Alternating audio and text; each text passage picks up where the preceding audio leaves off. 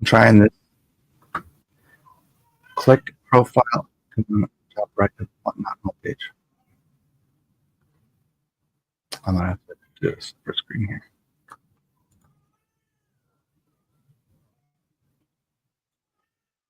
Click what? Click profile.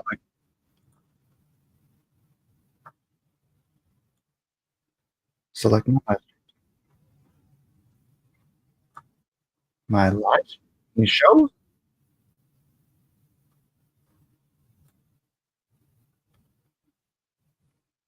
Live stream. Start sharing.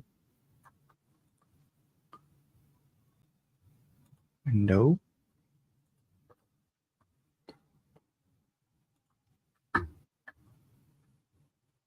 Share. Oh, so it goes half and off. Is there a way to?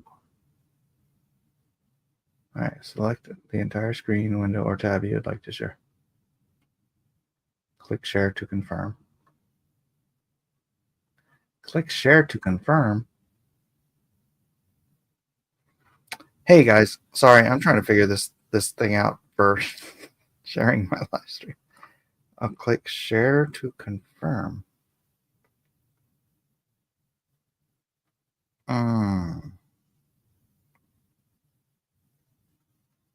I don't think that's the right share. Click share.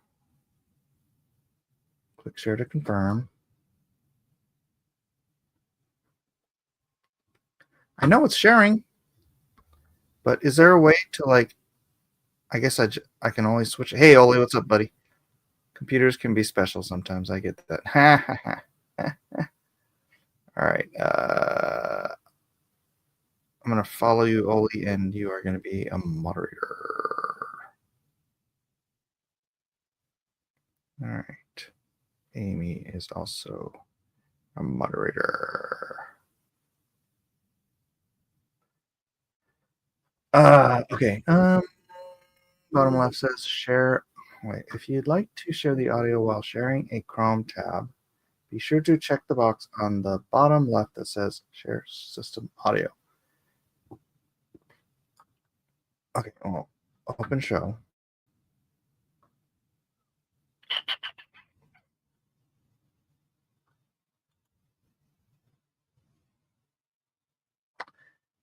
Where's edit show? Enable private mode. Edit show.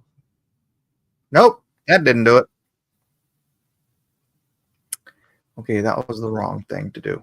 All right, let me try this again.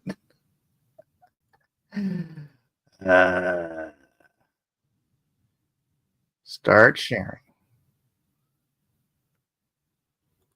Entire screen. You know what? Let me turn this volume all the way down. Screen 2.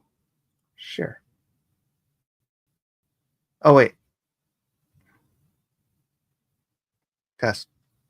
Am I sharing system audio? Can you guys hear me? You guys hear me okay, right?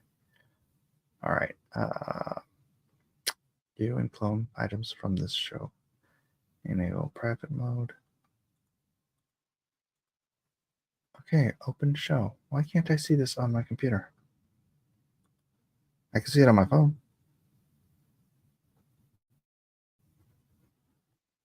That's a nice chandelier. This used to be my daughter's room. Okay, now it's sharing again. All right. I mean, you guys don't want to watch my face, right? Maybe. I don't know. I could put my phone on this. Except it won't be charging. Hey, you get to see my face. Put something on it. I apologize for the ineptitude of my learning how to do this. So I'm trying to do the share screen thing on this one so that I can. That's not going to work either. All right, so That's not very loud, is it? You can barely hear me, huh? All right. And, you can hear me fine? But it's not coming through my mic. Or is it coming through my mic on the, is it coming through can you hear this? I'm pretty quiet, yeah. See, that's the phone thing. Working through my phone does not work the way. This is a difficult thing to figure out because for some reason my phone audio doesn't work as well as my regular audio, and that's irritating. All right. Well, let's just have some stuff up on here.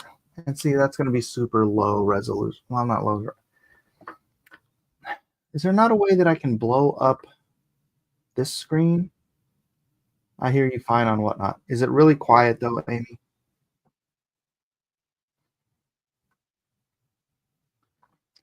I bought some almost expired coffee because it was 97 cents for a whole. It's like $5 off. I hope I don't get sick. My volume seems okay. All right.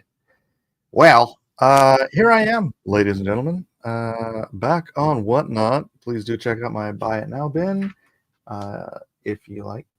It's a bit quieter on Whatnot. Okay, so on YouTube it's louder. So are you hearing it when I tap the mic on YouTube?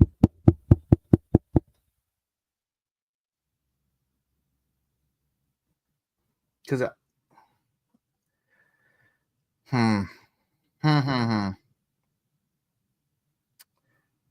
it's a bit quieter on Whatnot and Whatnot. So I don't really know I don't know how to fix it, guys. I don't know how to do what I need to do in order to get, because what I'm trying to do is when I do a drawing, I want to be able to record it. Yeah, the image looks okay on Whatnot, but now you have to see my ugly mug. But the audio doesn't come in very well. And somehow I can hear myself. I'm going to mute myself on Whatnot. All right, that's better. And then audio's fine. Oh, okay. All right. If Greg says audio's fine, the audio is then fine. I'm not sure. This is the screen that is recording me, but this is the screen I'm watching. This is hard to figure out for me. I'm not a retarded guy. I'm fairly intelligible. But somehow or another, this Whatnot stuff it's a learning curve. Let's just say that.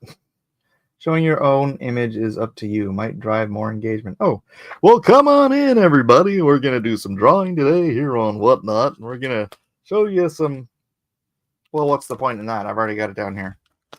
I'm going to show you some art that you can see down here while I'm showing it up here. Actually, you can see two things at once. Woo! Like having a conversation. Yeah. So I tried something different. Did you guys see the thumbnail? I'm actually promoting the fact that I'm a somebody in the comic book world. I mean, I could show some of the stuff I've done, I guess. I mean, I did already. On the thumbnail, it has my oh, look, a blank Harley. You know what? I should do another Harley because I sold the Harley I did on Saturday. May as well do another Harley. I do have 2 Harley Quinn blanks. I mean, now I have 1. But let's see some of the other stuff I have done. I mean, I don't know if you guys are familiar with this stuff. Night coming to HBO this year. I am super excited about that because I swear they are using my graphic novel as a storyboard because a lot of the stuff is from the stuff I've seen on the previews and stuff, the stuff they're doing is like, bro, they're using my dunk. They're using my dunk for the Hedge Knight. And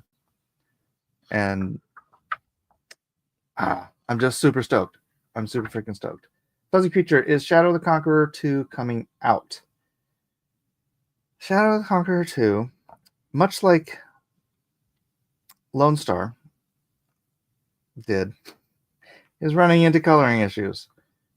My colorist was doing a fantastic job, is taking forever. Like sometimes there's weeks between pages. We're in a weeks between pages scenario right now, and it's a long book. It's 125 pages. So, is she alive though? It's a he. It's a he, and yeah, he's alive. I know that's a problem with some of my previous people on the. I don't mean to laugh. It's cursed. Lone Star 2 is cursed. I think 5 people who are associated with that book have died. I know that's a very weird thing to say, but it's true. I think that book is cursed. So yes, my books kill people, but the Hedge Knight does not. If you want to grab this on Amazon, I don't have copies for sale here. The Hedge Knight, and then the sequel is the Sworn Sword. So this will be season 2 of the Hedge Knight series, and then the Mystery Knight will be season 3, and then George is going to be stuck in this place again where he's like, oh, I don't have anything for season 4. Amazon says out of print.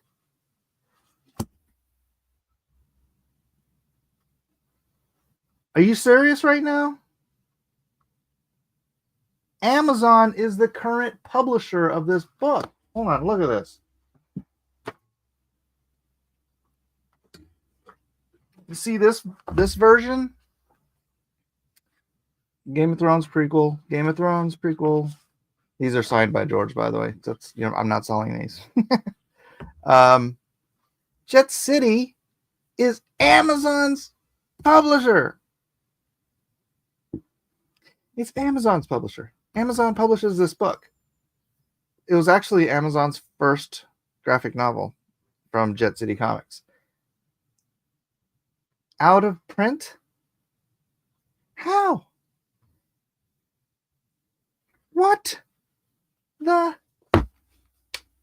Bruh. That's messed up. Get it back in the place.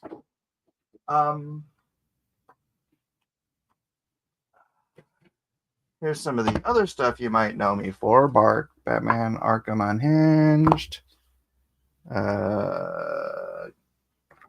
Game of Thrones covers. You know what?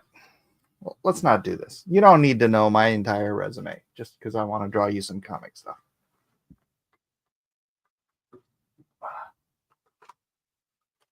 Get back in my closet. Oh, man. Right. I'll just put those right there. Get to drawing on some art, Harley Quinn.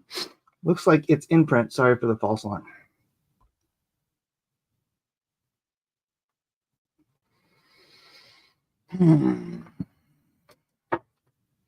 What am I going to do with you, Fuzzy? All right. Buyers means watching activity. How do you do giveaways? Search products. Oh, I'd have to put a product in for a giveaway.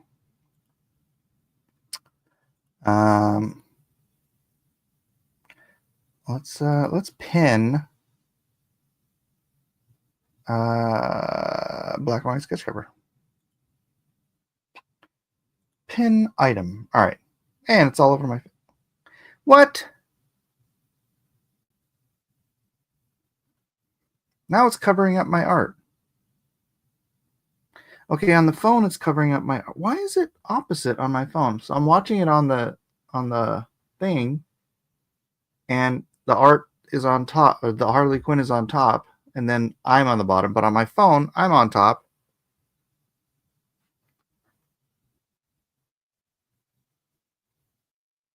I don't understand any of this. Okay, so if you're watching on your phone, this is being all covered up by the chat.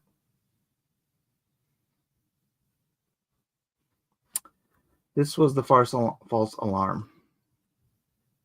Amazon Hedge Night. All right, let me see what that says. Yeah, I'm really looking forward to this because when the show comes out, that printing, right? The 2007 hardback printing from Marvel. Yeah, that's sort of a collector's item. So comics from $59.95. Oh my gosh, there's a whole bunch of. Oh, you can get the other covers. You know what's funny is I had the original printing of the green cover graphic novel, and I had like a box of them, like 50 of them. And like an idiot, I sold them to I think Bud Root Comics. I was at Comic-Con one year, and I sold the whole box of them at like wholesale. And then later on, like after those went out of print, they were selling on eBay for like $300 each.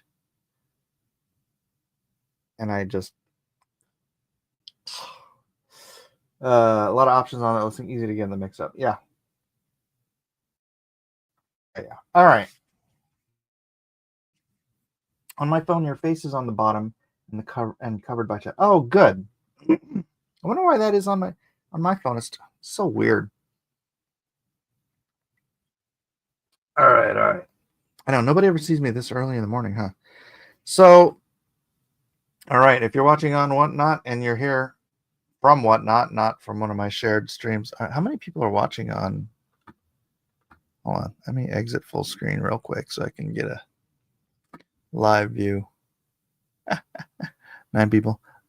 Yeah, apologies to y'all on StreamYard or on YouTube. I'm not going to be able to be watching your chat unless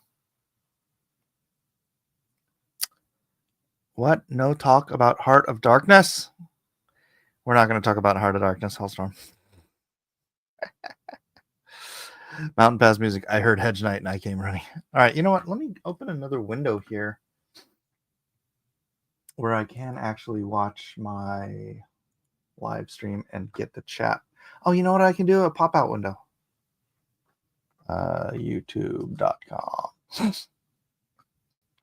And then I can just start listening to Gulag Archipelago again and then get my video demonetized. But also, I will be able to read the chat. All right. Where's pop out chat? Nice. All right, so I can now switch over this and listen to the Gulag Archipelago. Yes, that word which you may have despised out in freedom when they used it as a substitute for your own individuality. All of us, like one man. Sorry, I like listening to audiobooks, so. We demand, we swear. All right, so yeah, I'm going to start drawing. If anybody wants to grab a commissioner. Oh, I also, look, cards. I got cards now. So I cut these up yesterday. Perfect size trading card blanks. So if you want a trading card, I don't know what to charge for these.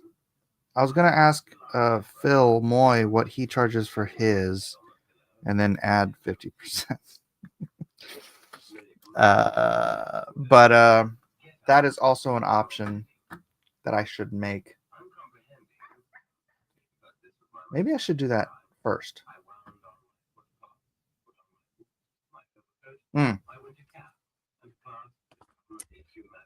Maybe I should do that first. Let me create a product.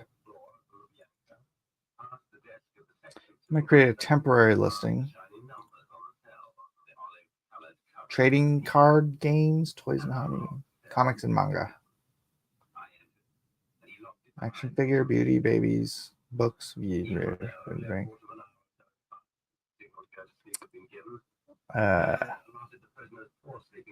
going to put it in trading card games. Dang it. No, I can't do that. Comics and manga. Comic art. Product name. Blank sketch card. Phil does 50 full body and 40 for bust cards. All right. And those are full color? Description. Okay. I'll do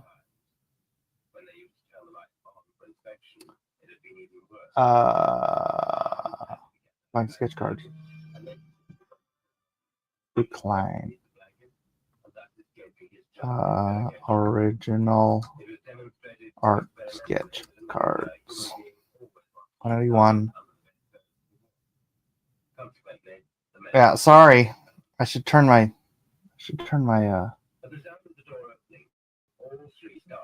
there we go. Ah.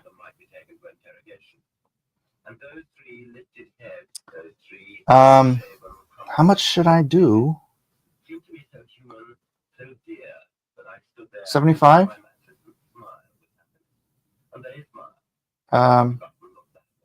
75 bust or full body? Doesn't matter, I guess. Bust or full body doesn't matter. Selection, mint, shipping profile, 8 to 11 ounces, I think.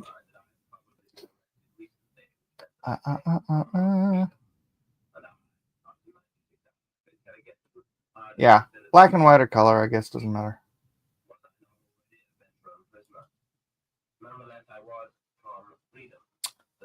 All right, let me do that. Product actions, hidden item. If anyone would like to get a sketch card, full color, $75, let me know, and I'll do that for you. Till then, I'll be doodling on this Harley Quinn.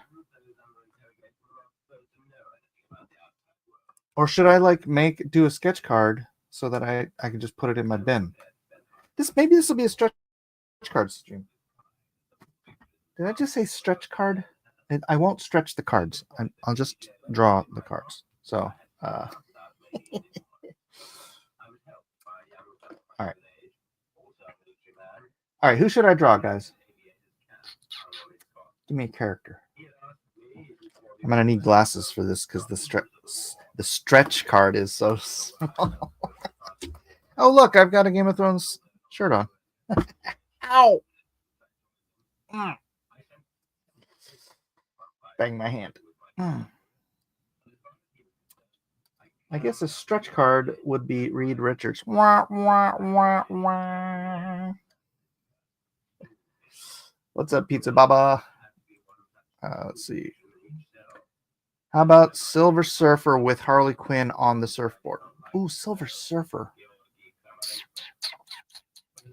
Fuzzy Creature. So which books are in the Hedge Knight series so I get ahead of all the cool kids? There's the Hedge Knight, the Sworn Sword is part 2, and the Mystery Knight is part 3. Woman Silver Surfer with the Jim Lee chest.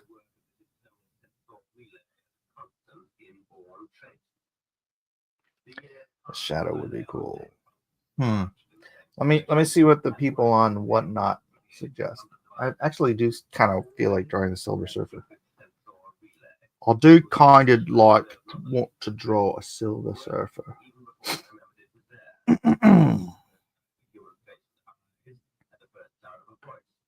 that I opened my heart to that person either fully or just the width of a crack, or else shut myself off from him completely. This is going to be the problem. Doing tiny little detailed sketch cards, because Silver Surfer, you kind of want to do. You kind of want to do the full figure because then you get the surfboard.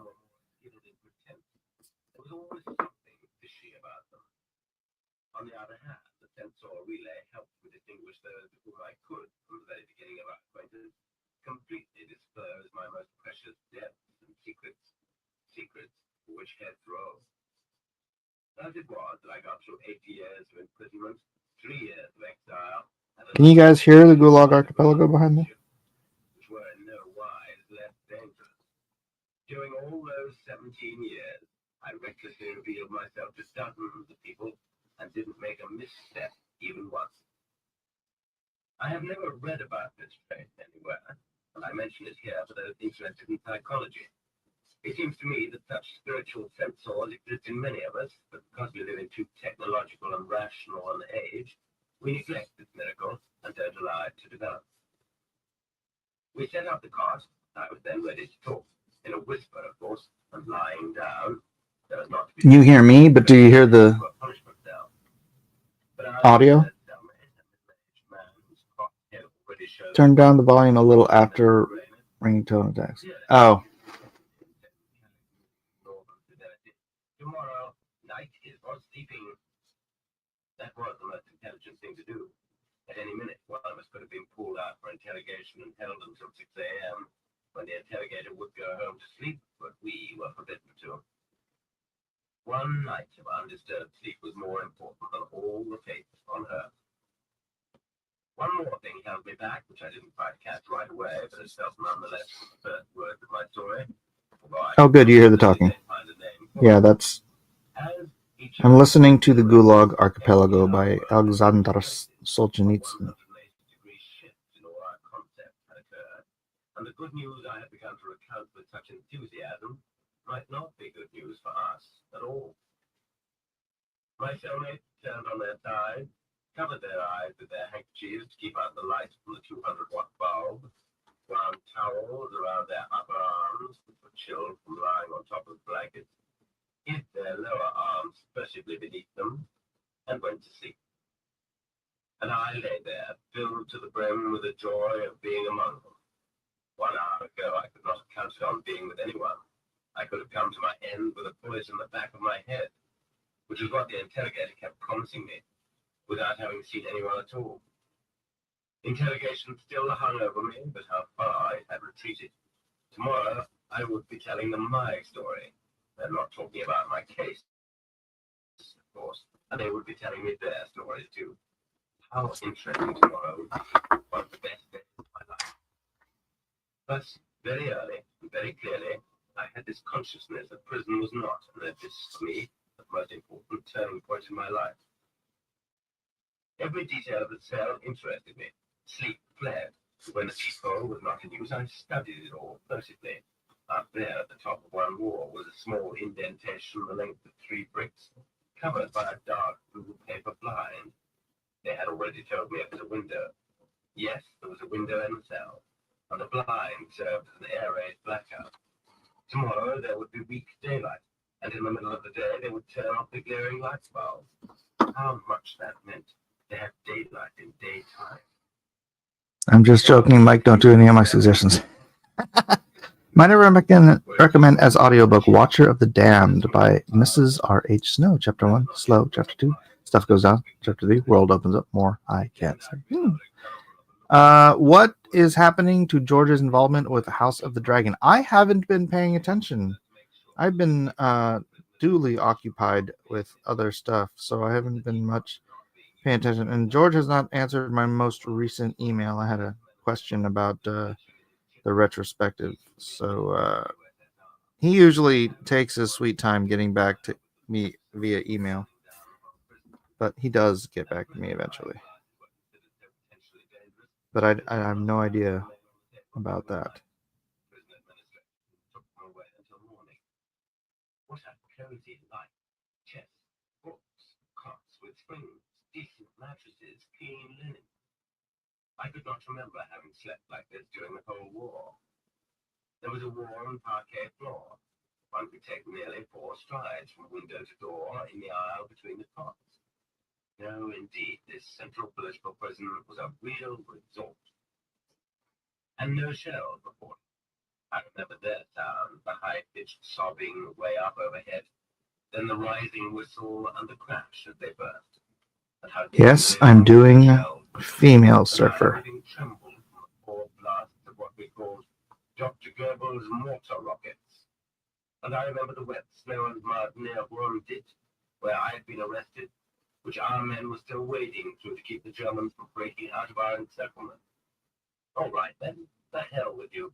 If you don't want me to fight, I won't. Among our many lost values, there is one more. The high worth of those people who spoke and wrote Russian before us. It is odd that they are almost undescribed in our pre-revolutionary literature.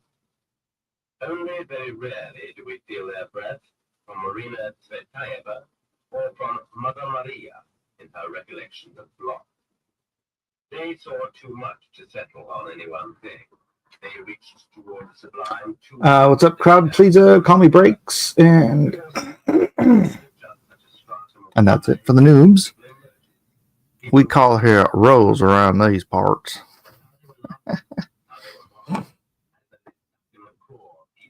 Yeah, Jeff might be able to finagle me into sharing his audio book if he greases my palms the right way and get people interested in buying it themselves.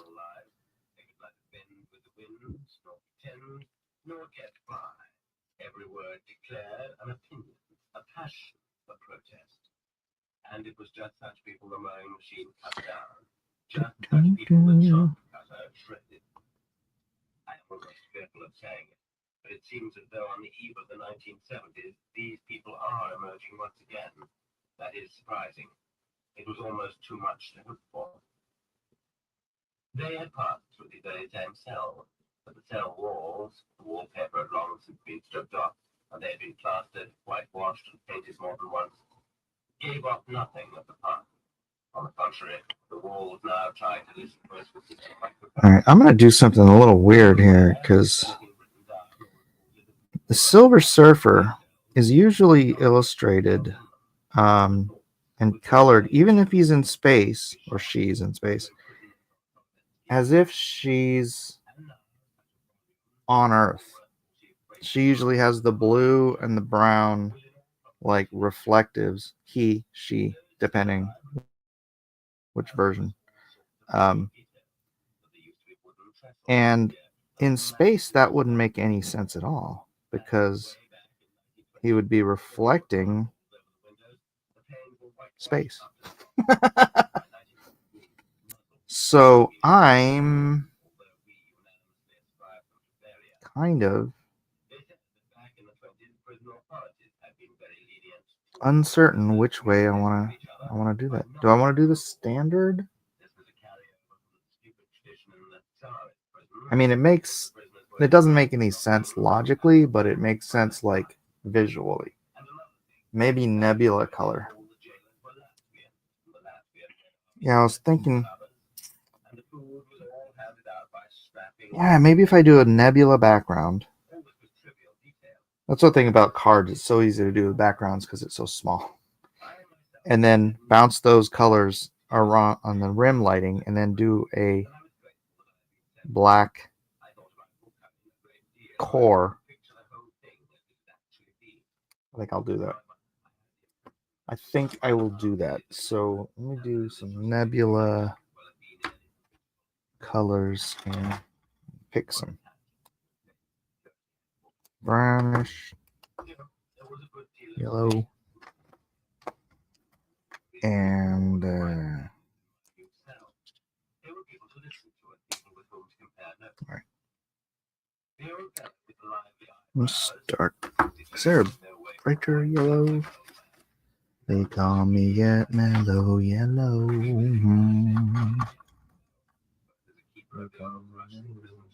Yellow. Ooh, I could even throw some pink in there. Huh? All right, let's start with the pink. Do the pink on this reflective side. We badly need them in our society as a whole. Right there in our cell, we read Pastenko's name in a book about the 1905 revolution. He had been a social democrat for such a long, long time that in the end, it seemed, he had ceased to be one.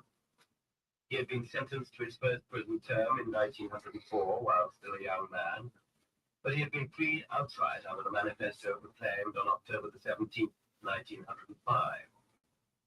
Who among us has not learned by heart from our school history courses, as well as from the short course in the history of the Soviet Communist Party, that this provocative and foul manifesto was a mockery of freedom, that the Tsar had proclaimed freedom for the dead and prison for the living.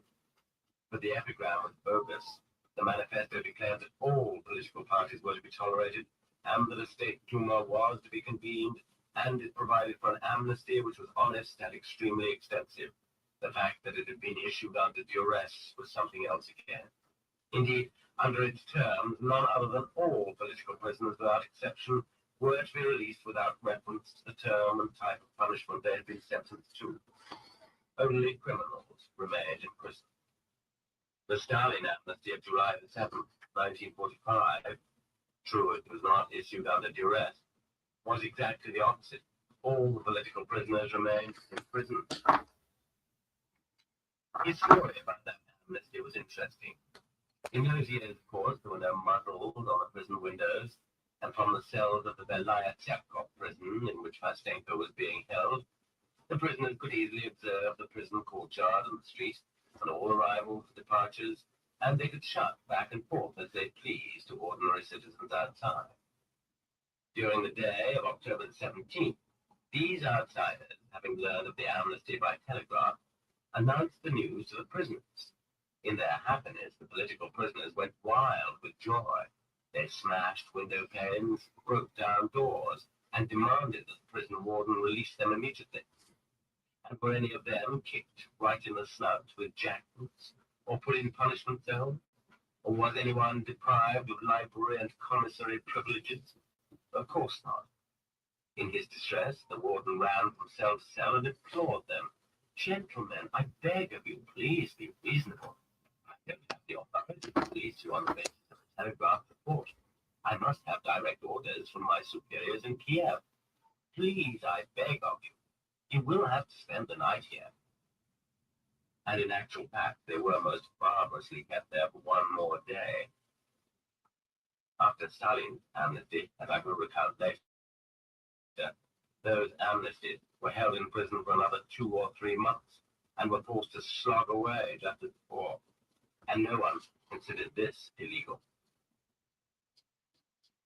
On getting back their freedom, Pastenko and his comrades immediately rushed to join the revolution. In 1906, he was sentenced to 8 years of hard labor, which meant 4 years in irons and 4 in exile. He served the first 4 years in the Sevastopol Central Prison, where, incidentally, during his stay, a mass escape was organized by opposed to the revolutionary parties, the SR, the anarchists, and the Social Democrats. A bomb blew a hole in the prison wall, big enough for a horse and rider to go through. And 24 prisoners, not everyone who wanted to escape, but those who had been chosen ahead of time by their parties and, right inside the prison, had been equipped with pistols by the jailers, fled through the hole to escape. All but one.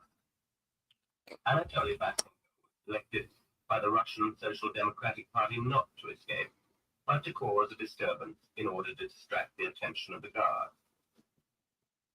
On the other hand, when he reached exile in the Yenisei area, he did not stay there long.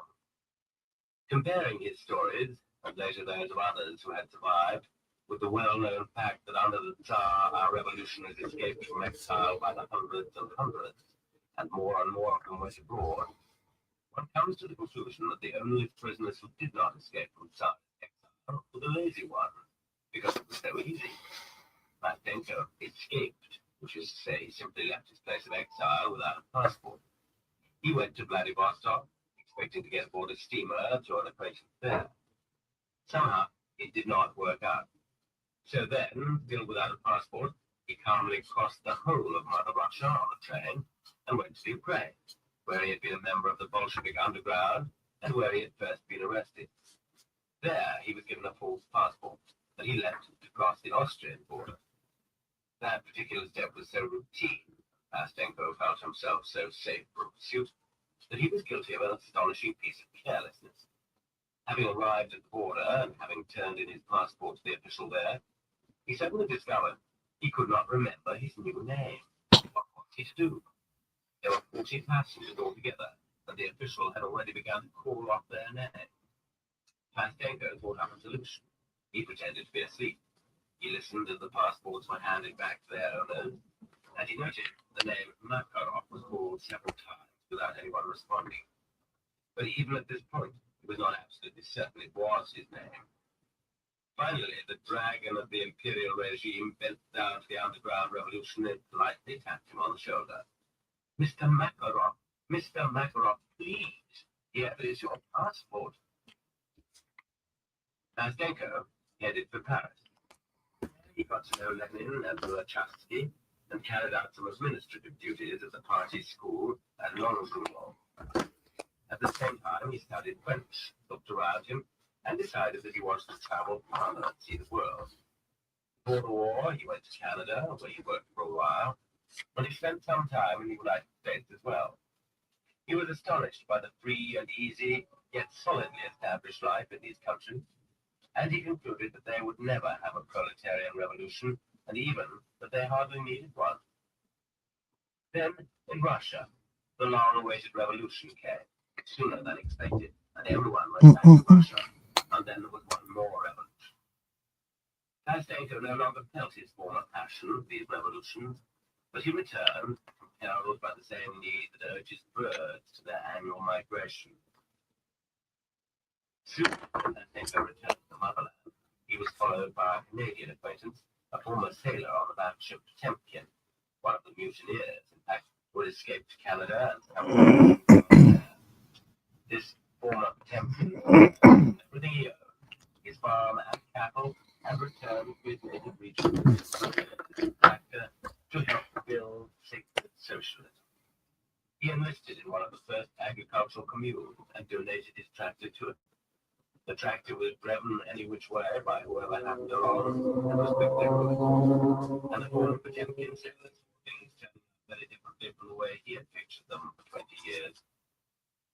Those in charge were incompetent, issuing orders that any sensible farmer could see were wild nonsense. In addition, he became skinnier and skinnier, and his clothes wore out, and nothing was left of the Canadian dollars he had exchanged for paper rubles. He begged to be allowed to leave with his family, and he crossed the border as poor as when he fled from the Potemkin. He crossed the ocean, just as he had done then, working his way as a sailor, so he had no money for passengers. And back in Canada, he began life all over again as a hired hand on a farm. There was much about Mastenko I could not yet understand. In my eyes, perhaps the main thing about him, and the most surprising, was that he had known Lenin personally. Yet he was quite cool in recalling this. Such was my attitude at the time. What's up, Gary? Which Harley Quinn did you want to see? Oh, yeah, I already sold the Harley Quinn. I'm sorry. I can do another one. I have another blank here. I got this blank here. But yeah, that last one I sold. Gotta pull the trigger quick when you want these things. Wait, it's not still in my bin, is it?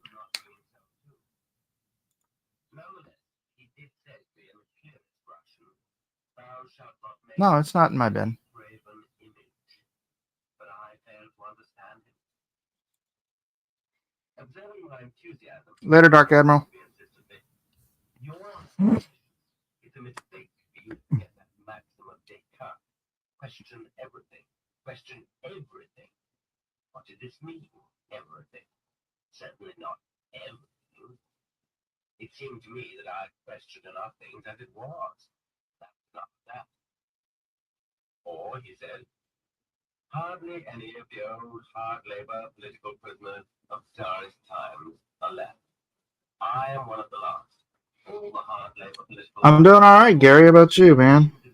You mean how am I doing on here? Not bad. Not bad. I ain't gonna complain. Enough to take it seriously. Should have been shunted to the heavens, should have shattered window pane. I understood them only as indicating one more of Stalin's evil deeds.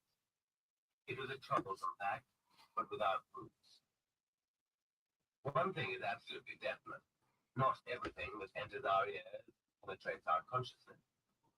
Anything too far out of tune with our attitude is lost, either in the ears themselves or somewhere beyond, but it is lost. And even though I clearly remember Pastenko's many stories, I recall his opinions but vaguely. He gave me the names of various books which he strongly advised me to read whenever I got back to freedom. In view of his age and his health, he evidently did not count on getting out of prison alive, and he got some satisfaction from hoping that I would someday understand his ideas. I couldn't write down the list of books he suggested, and even as it was, there was a great deal of prison life for me to remember.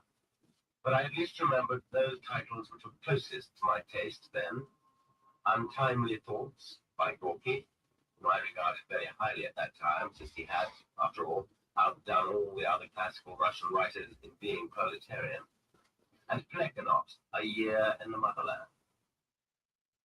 Today, when I read what Plekhanov wrote on October 28, 1917, I can clearly reconstruct what Pastenko himself thought. I am disappointed by the events of the last days, not because I do not desire the triumph of the working class in Russia, but precisely because I pray for it with all the strength of my soul. We must remember Engel's remark that there could be no greater historical tragedy for the working class than to seize political power when it is not ready for it.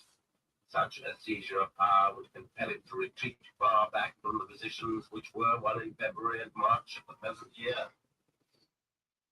G.V. Plekhanov, an open letter to the workers of Petrograd, in the newspaper Yedinstvo, October 28, 1917. When Pastenko returned to Russia, pressure was put on him. I'm drawing a silver surfet. To accept an important position, but he did not want to. I cut up some cards at Philip Moy's suggestion. I just cut up some an 11 by 17 I had into perfect size trading cards so that I could, because a lot of those trading cards just have absolutely garbage paper. I don't even know why they bother making them, honestly, sometimes. Quite simply wanted, in a very human way, to stay alive. He had already gotten used to living on a very small pension, not one of the personal pensions, especially assigned by the government. Those who have accepted that sort of thing would have called attention to his close ties to many who had been shot. And he might have managed to survive in this way until 1953. But, to his misfortune, there met another tenant in his apartment, a debauched, perpetually drunken writer, L.S. B. Well, it's not technically the girl from the movie because she doesn't look like this. But the girl from the comics, there's a female Silver Surfer in the comics. So I'm kind of just doing that. Kind of. This was one of Stalin's pet themes, to ascribe to every arrested Bolshevik, and in general to every arrested revolutionary, service in the Tsarist propaganda. What this merely is intolerant suspiciousness, Or was it intuition? Or perhaps analogy? And in 1945, Ernest had declared that that interrogator was quite seriously leaping through the archives of the Tsarist provincial gendarmerie administrations and composing entirely serious interrogation depositions about conspiratorial nicknames, passwords, and secret rendezvous and meetings in 1903. On the 10th day, which was as soon as was permitted, his old wife, they had no children, delivered to Anatoly Ilyich 7 parcels he could manage to put together. A piece of black bread weighing about 10.5 ounces. After all, it had been bought in the open market where bread cost 50 rubles a pound. And a dozen peeled boiled potatoes, which had been pierced by an awl when the parcel was being inspected. And the sight of those wretched and truly sacred parcels tore at one's heartstrings. That was what this human being had earned for 63 years of honesty and doubt. All right. The four cots in our stable are in the middle where the table stood. Oh, Several wait. days after my I should. arrival, it would have fit personally with us and inserted a group crosswise. They brought in the newcomer an hour before rising time, that brief, sweetly cerebral last hour, and three of us did not get our heads. Only Kamarenko jumped up, sponged some tobacco, and maybe with it some material for the interrogator. They began to converse in a whisper, and we tried. But it was quite impossible not to overhear the newcomer's whisper. It was so loud, so disquieting, so tense, and so close to a sob that we realized no ordinary grief that had entered our cell. The newcomer was asking whether many were shot. Nonetheless, without turning my head, I called them down, asking them to talk more quietly. When, on the signal to rise, we all instantly jumped up, lying in bed under the punishment cell, we saw a general. True, he wasn't wearing any insignia of rank, not even tags, nor could one see where his insignia had been torn off or unscrewed. But his expensive tunic, his soft overcoat, indeed his entire figure and face, told us that he was unquestionably a general, in fact a typical general, and most certainly a full general, and not one of your run-of-the-mill major generals. He was short, stocky, very broad of shoulder and body, and notably fat in the face. But this fat, which had been acquired by eating well, endowed him not with an appearance of good-natured accessibility, but with an air of weighty importance, of affiliation with the highest ranks. The crowning part of his face was, to be sure, not the upper portion, but the lower, which resembled a bulldog's jaw. It was there that his energy was concentrated, along with his will and authoritativeness, which were what had enabled him to attain such rank by early middle age. We introduced ourselves, and it turned out that L.B.C. was even younger than he appeared. He would be 36 that year. If they don't shoot me, even more surprisingly, it developed that he was not a general at all, not even a colonel, and not even a military man, but an engineer. An engineer? I'd grown up among engineers. I can remember the engineers of the 20s very well indeed. Their open, shining intellects, their free and gentle humor, their agility and breadth of thought, the ease with which they shifted from one engineering field to another, and for that matter, from technology to social concerns and art. Then, too, they personified good manners and delicacy of taste, well-bred speech that flowed evenly and was free of uncultured words.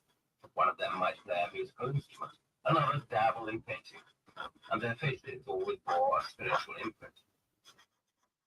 From the beginning of the 30s, I had lost contact with that milieu. Then came the war, and here before me stood an engineer, one of those who had replaced those destroyed. No one could deny him one point of superiority. He was much stronger, more visceral than those others had been. His shoulders and hands retained their strength, even though they had not needed it for a long time. Freed from the restraints of courtesy, he stared sternly and spoke impersonally, as if he didn't even consider the possibility of a dissenting. What do you like better, Mike? A day stream? Well, I don't know. This is my first morning stream that I'm trying. I have to take my son to school in 2 hours. So I thought Thought I'd get up and see how a morning stream actually does. So I don't know. I'm just kind of testing them all out. What about you?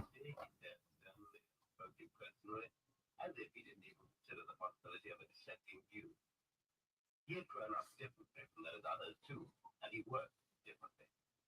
His father had plowed the earth in the most literal sense.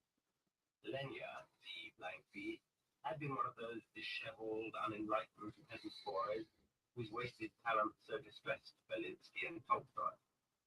He was certainly no Lomonosov, and he would never have gotten to the academy on his own, but he was talented. It would have been no well to do, because he was energetic and active, and he might have raised himself into the merchant class. It being the Soviet period, however, he entered the Komsomol, and his work in the Komsomol, overshadowing his other talent, lifted him out of anonymity, out of his lowly state, out of the countryside, and shot him like a rocket through the workers' school.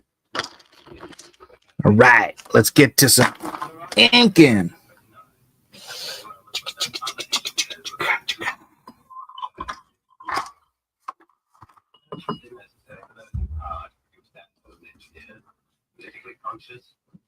What do you think so far?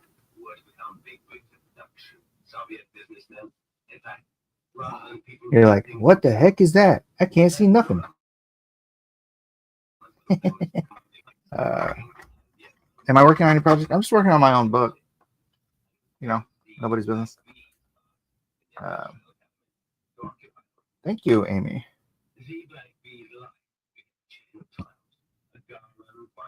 Unnecessarily large marker on the tiniest paper. Thanks, J Dollar. When the Civil War was being waged, started in 1918 to 1920, with Tachankas, machine guns mounted on horse-drawn carts, but with police dogs when the long lines of those dying of famine trudged toward the railroad station in the hope of getting to the cities, which is where the freight grains were evidently ripening, but were refused tickets and were unable to leave, and lay dying beneath the station fences in a submissive human heap of homespun coats and bark shoes.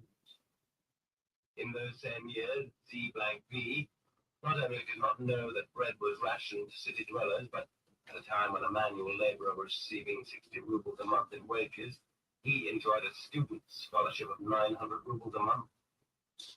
Z-V's heart did not ache for the countryside's dust he had shaken from his feet. His new life was already soaring elsewhere among the victors and the leaders. He never had time to be an ordinary run-of-the-mill foreman. He was immediately assigned to a position in which he had dozens of engineers and thousands of workers under him. He was the chief engineer of the big construction project outside Moscow. From the very beginning of the war, he, of course, had an exemption from military service. He was evacuated to Alma-Ata, together with the department he worked for, and in this area he bossed even bigger construction projects on the Ili River. But in this case, his workers were prisoners. Go big or go home. Nor did it inspire him to any real praiseful closer look. In that gleaming orbit in which he circled, the only important thing was to achieve the projected total fulfillment of the. Well, you know, Gary, I tend to,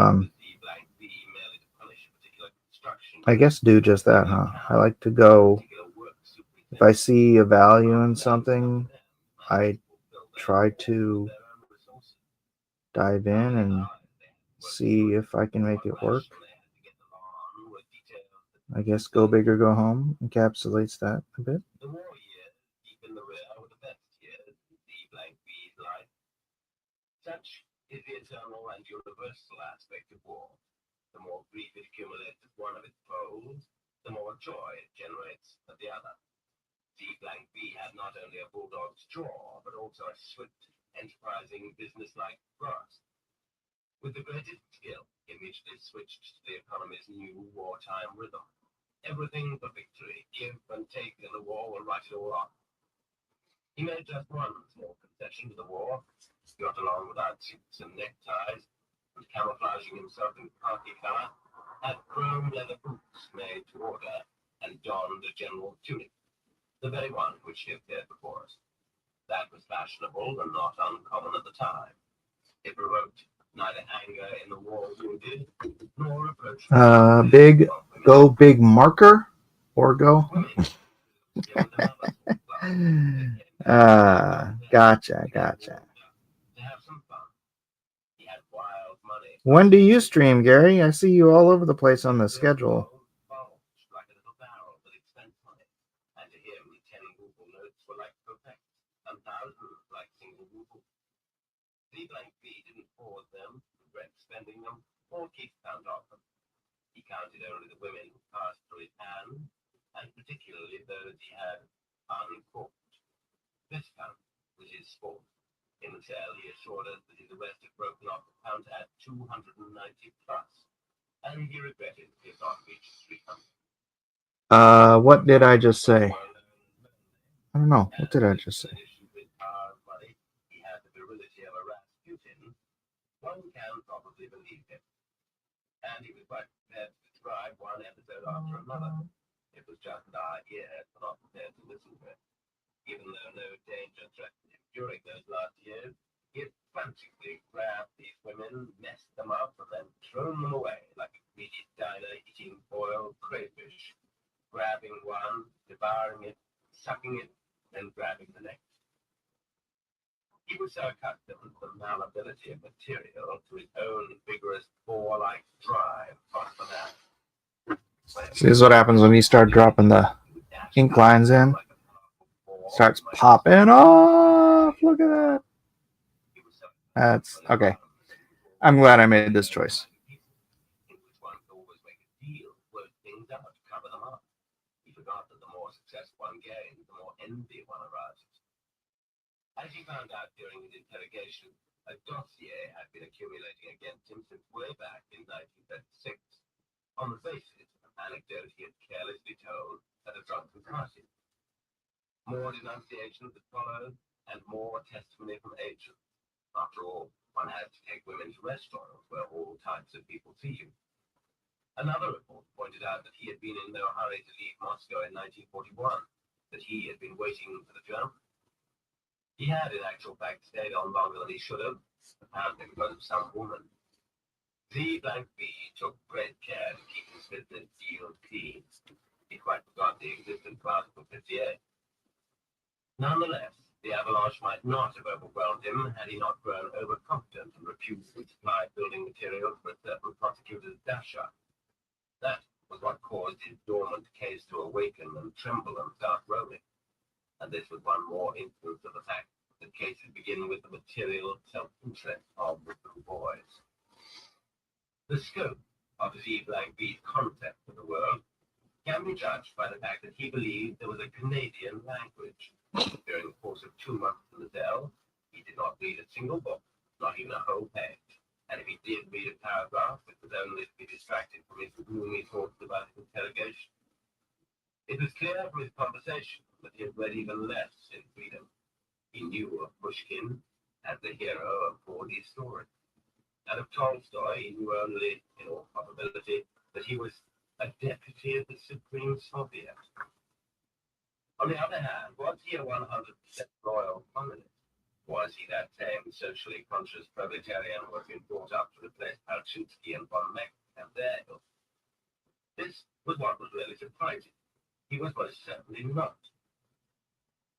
We once discussed the whole course of the war with him, and I said that from the very first moment I had never had any doubts about our victory over the Germans. He looked at me sharply. He did not believe me. Come on, what do you say? And then he took his head in his hand. Oh, Sasha, and I was convinced the Germans would win. That's what did me in. There you are. He was one of the organizers of victory, but each day he believed in the German success and waited their inevitable arrival. Not because he loved them, but he had those sober insights into our economy, which I, of course, knew nothing about, and therefore believed it. All of us in the cell were deeply depressed, but none of us was so crushed as C-B. None took his arrest as so profound a tragedy. He learned from us that he would get no more than a tenner, that during his years in camp he would, of course, be a work superintendent, and that he would not have to experience real suffering, as indeed he never did. But this did not trouble him in the least. He was too stricken by the collapse of such a glorious life. After all, it was his one and only life on earth, and no one else's, which had interested him all his 36 years. And more than once, sitting on his cot in front of the table, propping his pudgy head on his short, pudgy arm, he would start to sing quietly, in a sing-song voice, and with lost, befogged eye. Forgotten and abandoned since my young, early years, I was left a tiny orphan. He could never get any further than that. At that point, he would break into explosive sobs.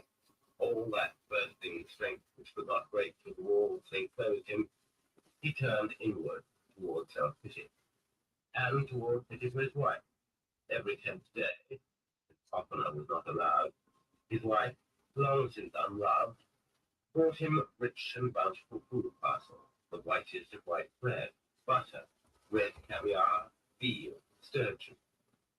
He would give each of us a sandwich and a twist of tobacco, and then bend down to the sufficient inset for himself, delighting in odors and colors that contrasted vividly with the bluish potatoes of the old unflowered. Thanks, Gary. You too, man.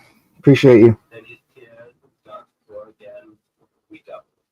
He would call out loud his wife's tears, whole years of tears. Some due to love that she had found his childhood, some to some woman's underpants in his overcoat pocket, stuck there hurriedly in his automobile and forgotten. And when he was thus torn by burning self-pity, his armor of evil energy fell away, and before us was a ruined and clearly a good person. I was astonished that he could sob so.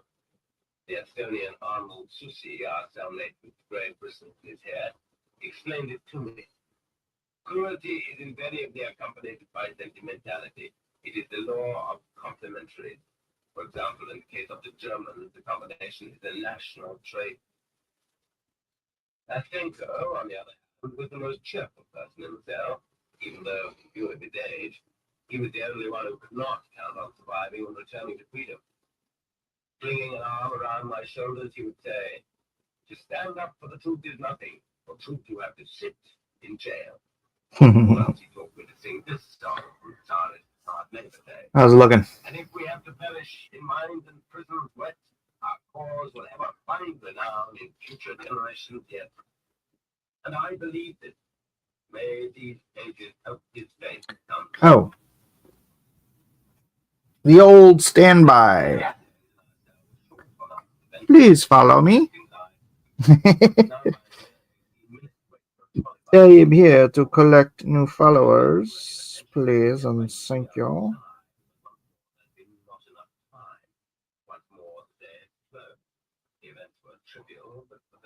What's up, Four Leaf? The most difficult hours in the day were the first two. At the rattle of the key in the lock, for at the Bianca there were no squirrel troughs, and it was necessary to unlock the door even shut time to get up. We jumped up without lingering, made our beds, and sat down on them, feeling empty and helpless, with the electric light still burning. Special large openings in the cell doors of many Russian prisons, known to prisoners as kormushki, meaning squirrel troughs or fodder beds. Their lids dropped down to make tiny tables. Conversations with jailers were carried on through these openings, food was handed through, and prison papers were shoved through the prisoners to sign. This enforced wakefulness from 6 a.m. on, at a time when the brain was still lazy from sleep. The whole world seemed repulsive and all of life wrecked, and there was not a gulp of air in the cell. Was particularly ludicrous for those who had been under interrogation all night. That looks gorgeous. Thank you. Have to go run some errands. All right. We'll see you later, Four Leaf. It's going all right. I just Four Leaf. I'm answering you.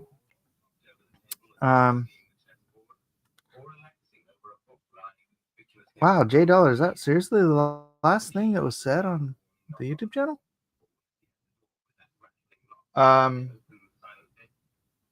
I just I'm trying out this sketch card thing.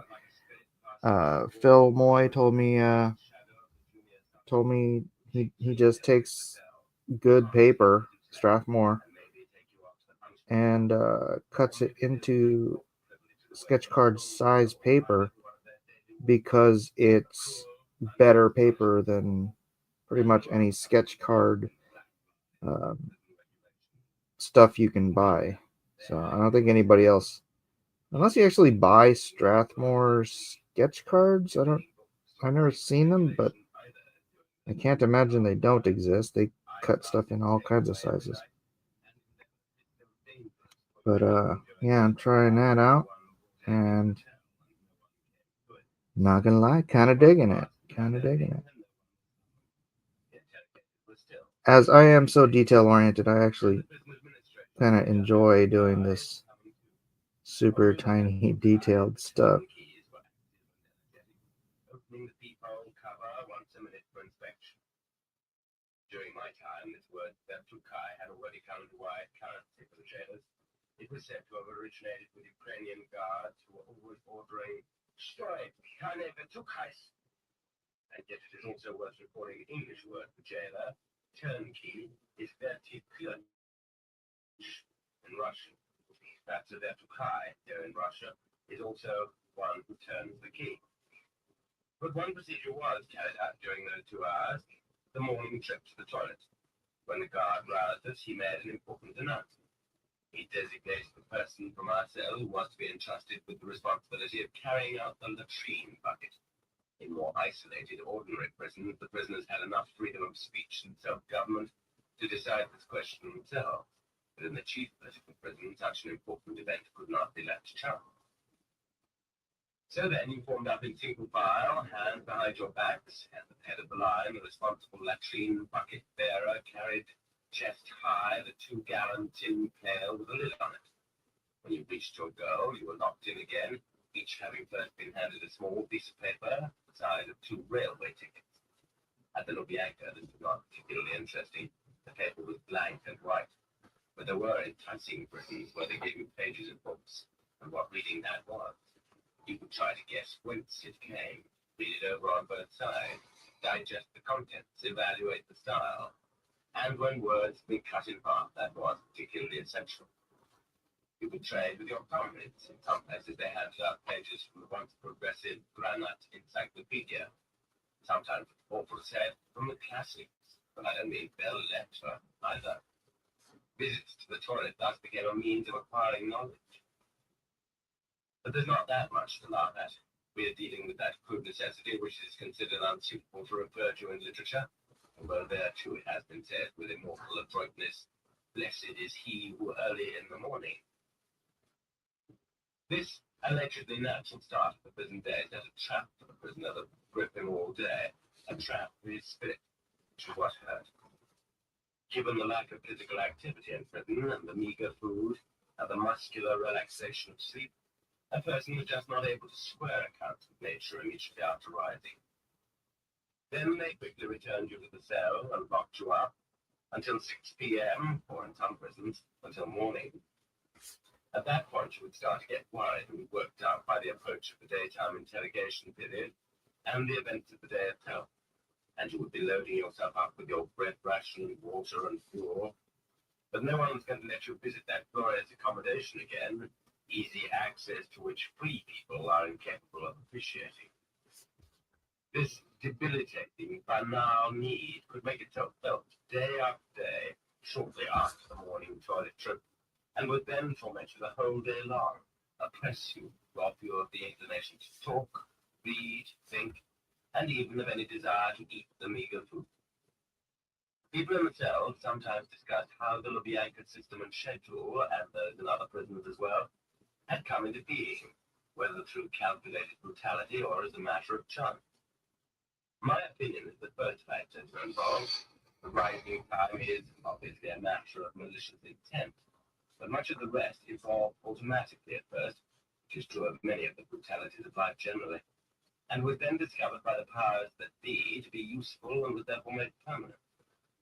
The shifts change at 8 a.m. and 8 p.m., and it was more convenient for everyone to take the prisoners to the toilet at the end of a shift.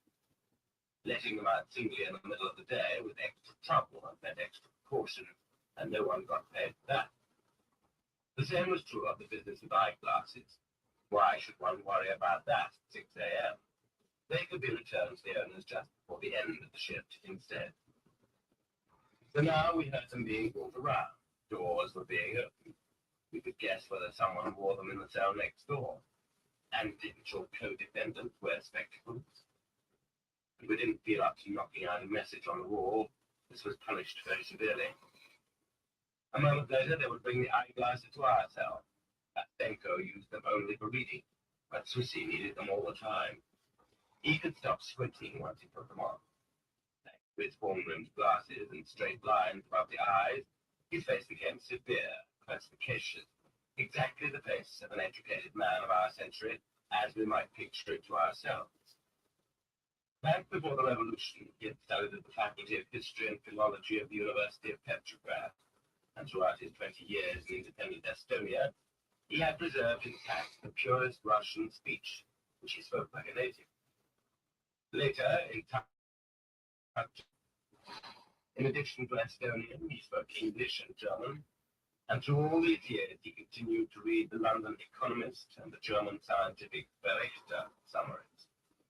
He had studied the constitutions and codes of law of various countries, and in our cell he represented Europe worthily and with restraint.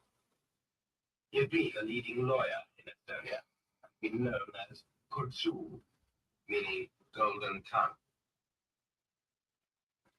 There was new activity in the corridor. A freeloader in a grey smock, a husky young fellow had certainly not been at the front, brought a tray with our 5 bread rations and 10 lumps of sugar.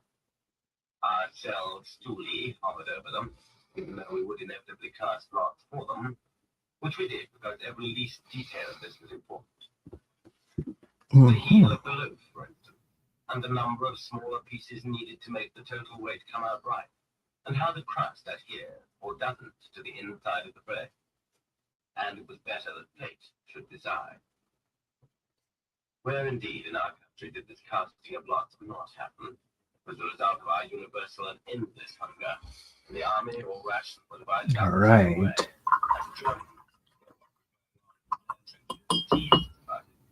Who gets it? The political commissar? With a stoolie about each other, had hold everything in his hand for at least a second, so some bread and sugar molecules would cling to his palm.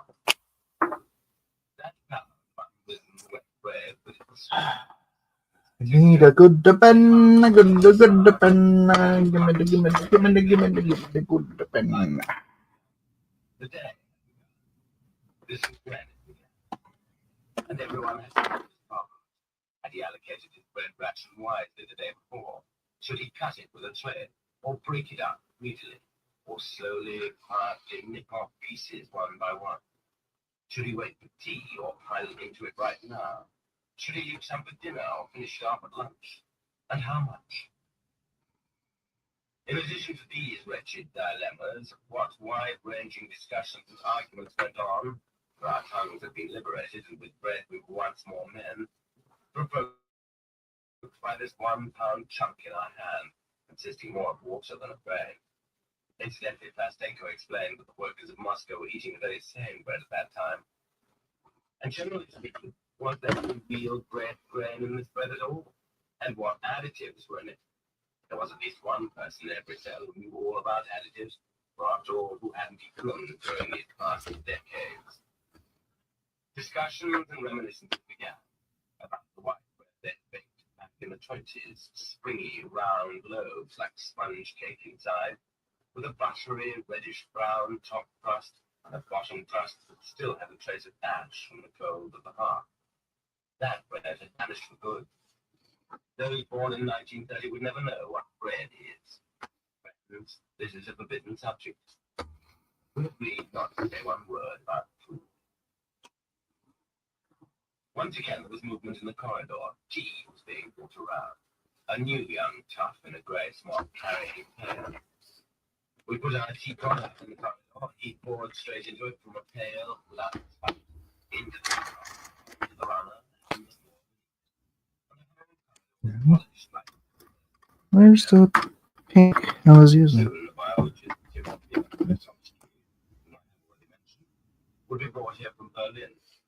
was nothing that would be activated here. Had this silly on the floor. He considered striking evidence of professional on the part of the jailers and all of us in our chosen work. He multiplied the 27 years of the Yankees' existence as a prison by 750 times. You guys think so far? And then by I'm gonna throw some 11 cells. stars in here with some whiteout. Ooh, but I gotta fix that corner. And then comes by couple of times, then to make pails with spouts. And that was all they gave us. Whatever cooked food we got would be served 1 p.m. and 4 p.m. Thank you, Four Leaf. One uniform was Yeah, this is $75. This isn't a commission. I'm just gonna do some cards to put them in my bin if anybody wants them. Yeah, Alpha, I'm gonna add some whiteout stuff to it. especially loud when the key and particularly sharp knocks on the door. Then one of the duty lieutenants for the whole floor would march forward and enter, almost as erect as if he were standing at attention. He would take 2 steps forward and look sternly at us. We would be on our feet. We didn't even dare remember that political prisoners were once not required to rise. It was no work at all to count us. He could do it in a glance. But this was a moment for testing our rights. For we did have some rights, after all, although we did not really know them, and it was his job to hide them from us. The whole effect of the Lubyanka training showed itself in a totally machine-like manner. No expression on the face. If the Silver Surfer looked like that in the new 3004 movie, there would be a lot less complaints. Yeah, right? Which of our rights did we know about? A request to have our shoes repaired, an appointment with the doctor. Although if they took you to the doctor, you would not be happy about the consequences. There, the machine-like Lubyanka manner would ridiculously strike you. I don't think erasing What's your trouble? will actually do anything on this one Take too many words. One could because everything was he would ask curtly, inked over, and if you began to talk at too great colored length over. about your ailments, we would cut you off. It was clear, anyway, a toothache, extracted. Could have arsenic. A filling, we got bill teeth here. That would have required additional appointments and created a somewhat humane atmosphere.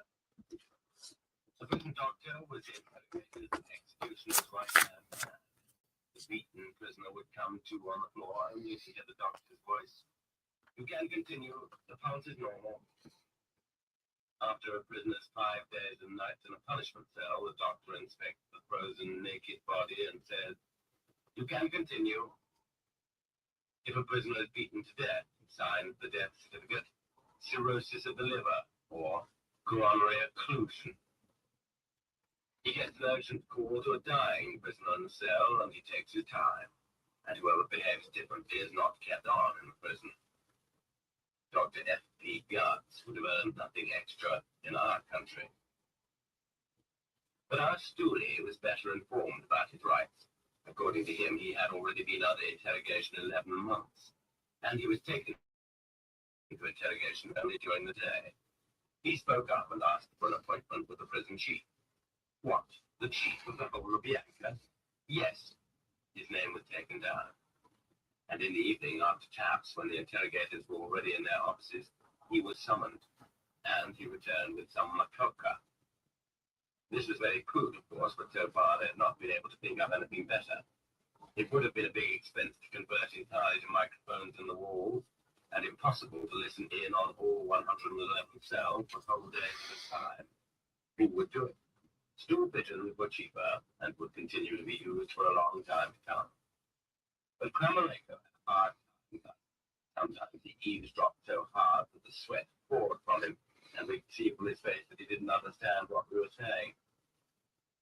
There was one additional right, the privilege of writing applications and petitions, which replaced freedom of the press, of assembly, and of the ballot, all of which we'd lost when we left freedom. Twice a month, the morning duty officer asked, "Who wants to write a petition?" And they listed everyone who wanted to. In the middle of the day, they would lead you to an individual box and lock you up in it. In there, you could write whomever you pleased, the father of the peoples, the central committee of the party, the Supreme Soviet, Minister Beria, Minister Abakumov, the general prosecutor, the chief military prosecutor, the prison administration, the investigation department. You could complain about your arrest, your interrogator, even the chief of the prison. In each and every case, your petition would have no effect whatever. It would not be stapled into any file, or the most senior official to read it would be your own interrogator. However, you were in no position to prove this. In fact, it was rather more likely that he would not read it, because no one would be able to read it on a piece of paper measuring 7 by 10 centimeters, in other words, 3 by 4 inches, a little larger than the paper given you each morning at the toilet, with a pen broken in the middle or bent into a hook, and an inkwell with pieces of rag in it and ink diluted with water. You would just be able to scratch out petty. Then the letters would all run together on the cheap paper. Eon couldn't be worked into the line, and everything would come through on the other side of the sheet. You might have still other rights. The duty officer would keep quiet about them. And you wouldn't be losing much, truth to tell, even if you didn't find out about them. The checkup came and went, and the day began. The interrogators were already arriving there somewhere. The turnkey would summon one of us with a great air of secrecy. He called out the first letter of the name only, like this. Whose name begins with S? M. Whose name begins with F? Or perhaps, whose begins with M? With M. And you yourself had to be quick-witted enough to recognize that it was you he wanted, and offer yourself as a victim. This system was introduced to prevent mistakes on the jailer's part. He might have called out a name in the wrong cell. That way we might find out who else was in prison.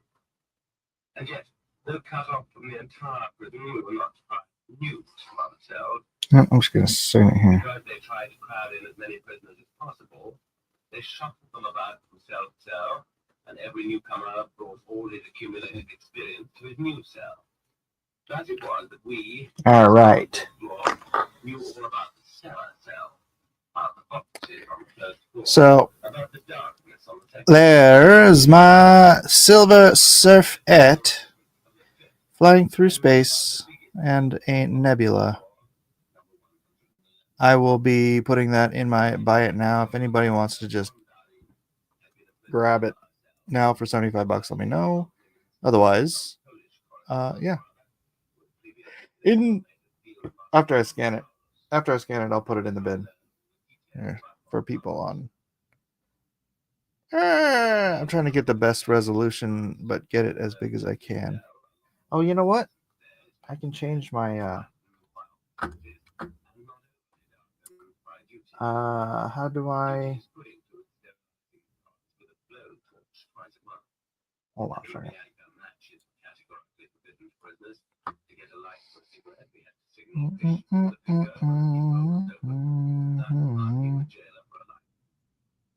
No, I'm not listening to Revenant in the Tomb. I'm listening to the Gulag Archipelago.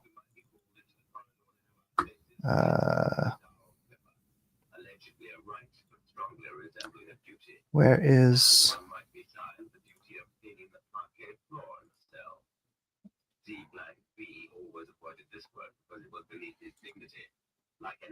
Oh, autofocus. All right, there we go. Autofocus. That's better.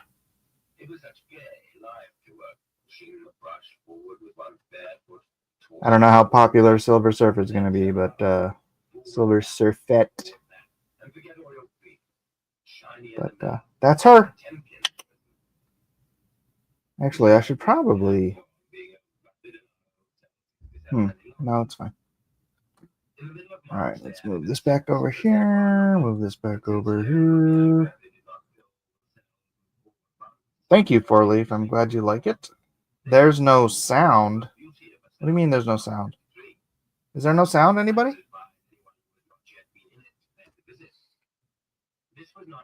Four Leaf hears me. Bam.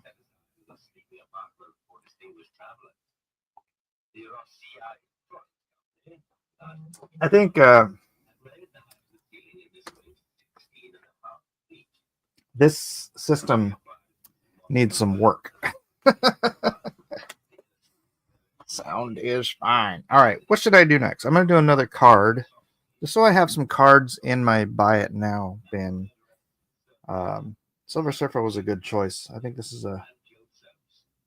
I'm happy with this. I'm actually happy with this. So, you know what I need to find is my little bags for my. I know I have. Oh, I have some bag. I have some Ziplocs I can put these in the. What do you call it? Can I fit them in here? No. I thought Silver Surfer wasn't endowed. This Silver Surfer is. Don't body shame my Silver Surfer. How dare you body shame?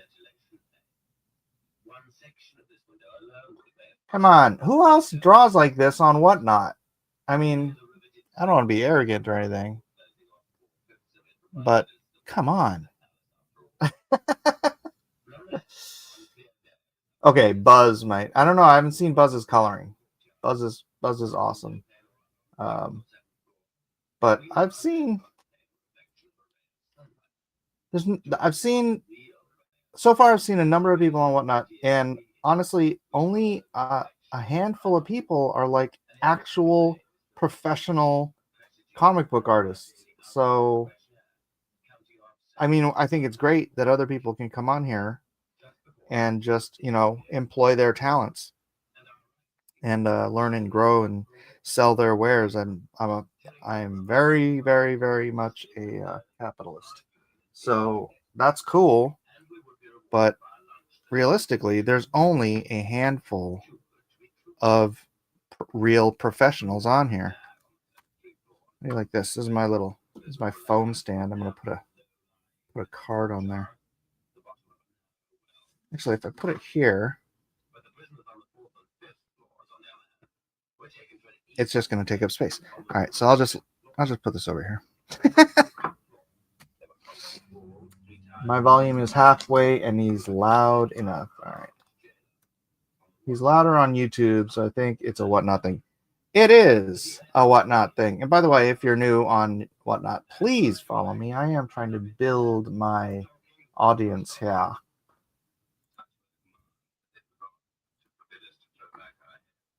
Good place for portrait sketchers. Portrait sketchers, huh?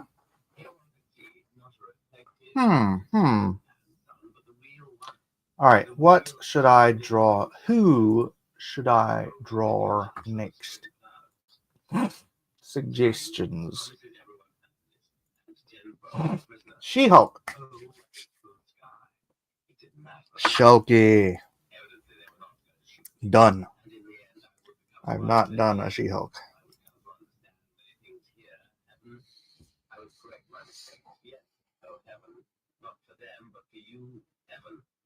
I had come to understand those mistakes here, and I would correct them. As if from a pit. In the FF outfit.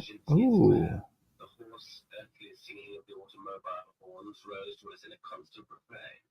To those who were dashing along to the tune of those honkings, they seemed the trumpets of creation. From here, their insignificance was very clear. Only 20 minutes. How much there was about it to concern oneself with, how much one had to accomplish while it lasted. In the first place, it was very interesting to try to figure out the layout of the entire prison while they were taking you there and back, and to calculate where those tiny hanging courtyards were, so that at some point... Well, if I do a profile, you don't really see her FF outfit.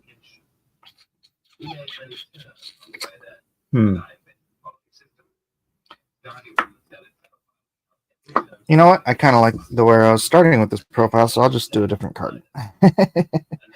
I'll save that for someone else.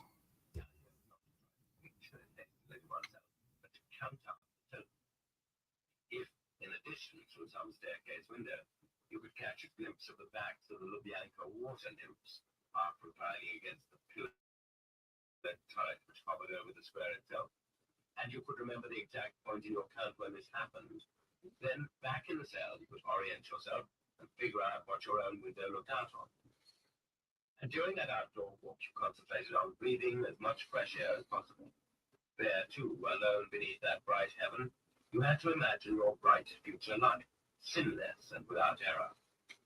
There too was the best place of all to talk about the most dangerous subjects, It didn't matter that conversation during the walk was forbidden. One simply had to know how to manage it.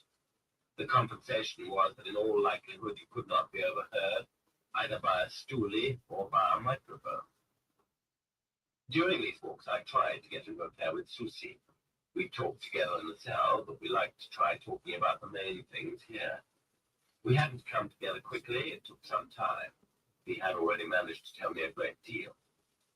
I acquired a new capability from him to accept patiently and purposefully things that had never had any place in my own plans and had, it seemed, no connection at all with the clearly outlined direction of my life.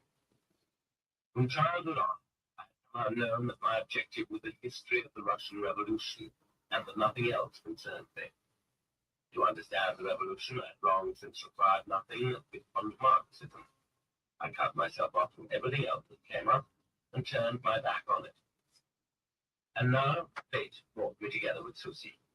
He breathed completely different sort of air. He would tell me passionately about his own interests, and these were Estonia and democracy. And although I had never expected to become interested in Estonia, much less bourgeois democracy, I nevertheless kept listening and listening to his loving stories of 23 years in that modest, loving, small nation of big men whose ways were slow and steady. What's up, Tenchi? Welcome. I listened to the principles of the Estonian constitution, which had been borrowed from the best of European experience, and to how their 100-member one-house parliament had worked. Oh yeah, I was gonna try to. I began to like it all and store it all away in my experience. There you go. Is that better? Susie remembered me later as a straight Marxist and Democrat. Yes, things were wildly mixed up inside me at that time. I listened willingly to their fatal history. The tiny Estonian anvil had, from way, way back, been caught between two hammers, the Teutons and the Slavs. Blows showered on it from east and west in turn. There was no end to it, and there still is. And there was the well-known, totally unknown, story of how we Russians wanted to take them over in one fell swoop in 1918, but they refused to yield. And how, Yudenich spoke contemptuously of their Finnish heritage, and we ourselves christened them White Guard bandits. Then the Estonian gymnasium students enrolled as volunteers. We started Estonia again in 1940, and again in 1941, and again in 1944. Some of their sons were conscripted by the Russian army, and others by the German army, and still others ran off into the woods. There is no need for Tenchi. What? They might break out of their iron ring, break away somehow, and live for themselves. Why would you say that about someone who just joined the stream? Premier might possibly have been Tien, but their Minister of Education, say, Susie. But neither Churchill nor Roosevelt cared about them in the least. But Uncle Joe did. And during the very first nights after the Soviet army entered Tallinn, all these dreamers were seized in their Tallinn apartments.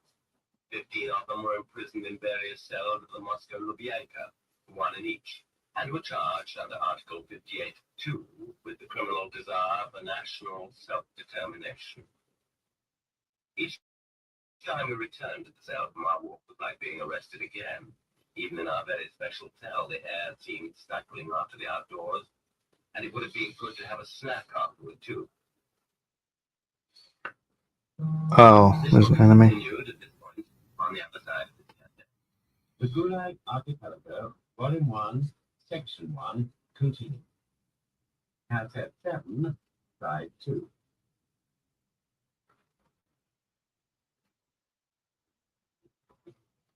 Each time we returned to the cell from our walk was like being arrested again.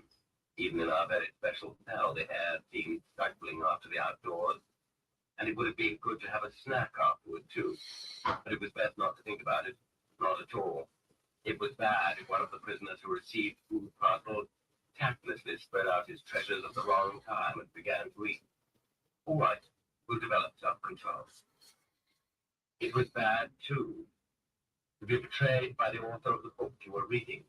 If he began to drool over food in the greatest detail. Get away from me, Gogol. Get away from me, Chekhov, too. They both had too much food in their books. He didn't really feel like eating, but nevertheless he ate a helping of veal and drank some beer. The son of a bitch. It was better to read spiritual things. Dostoevsky was the right kind of author for prisoners to read. Yet even in Dostoevsky you could find that passage. The children went hungry. For several days they had seen nothing but bread and sausage. The Lubyanka Library was the prisoner's principal ornament. True, the librarian was repulsive, a blonde spinster with a horsey build, who did everything possible to make herself ugly. Her face was so whitened that it looked like a doll's immobile mask. Her lips were purple, and her plucked eyebrows were black. You might say that was her own business, but we would have enjoyed it more if she had been a charmer.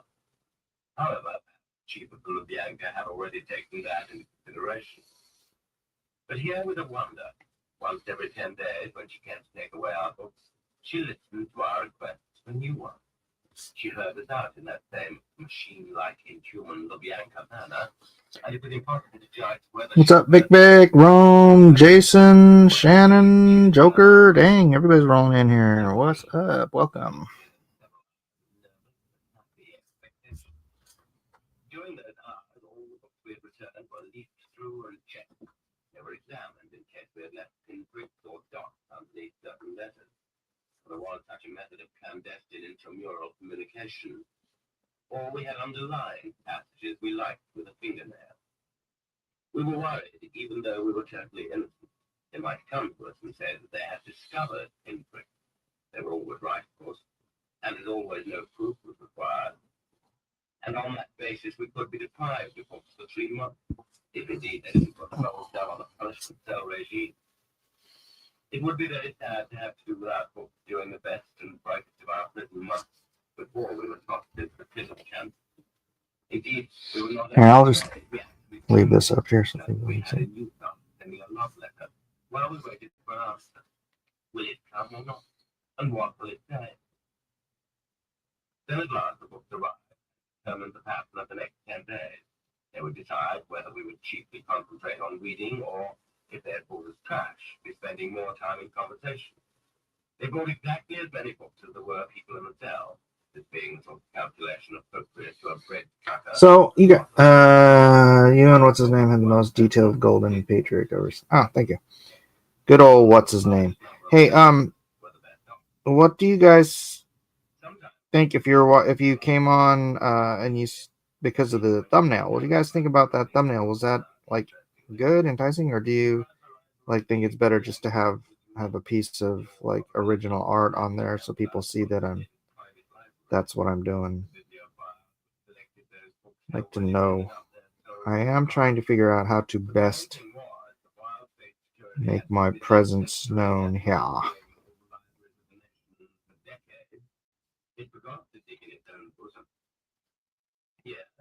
feel like these arms are too short. One could read Damiati, Hilniak, and any volume at all of the complete works of Mary Jacques. Some people You dug the thumbnail? Okay, cool. Because they already regarded us as dead. But I myself think that the Lubyanka librarians hadn't possessed the concept of what they were giving us. They were simply lazy and ignorant. We used to read intensively during the hours before lunch, but it sometimes happened that a single phrase would get you going and drive you to pace from window to door, from door to window. And you would want to show somebody what you had read and explain what it implied, and then an argument would get started. It was a time for sharp arguments. Magic looked like a burnt-out meth biker harlot.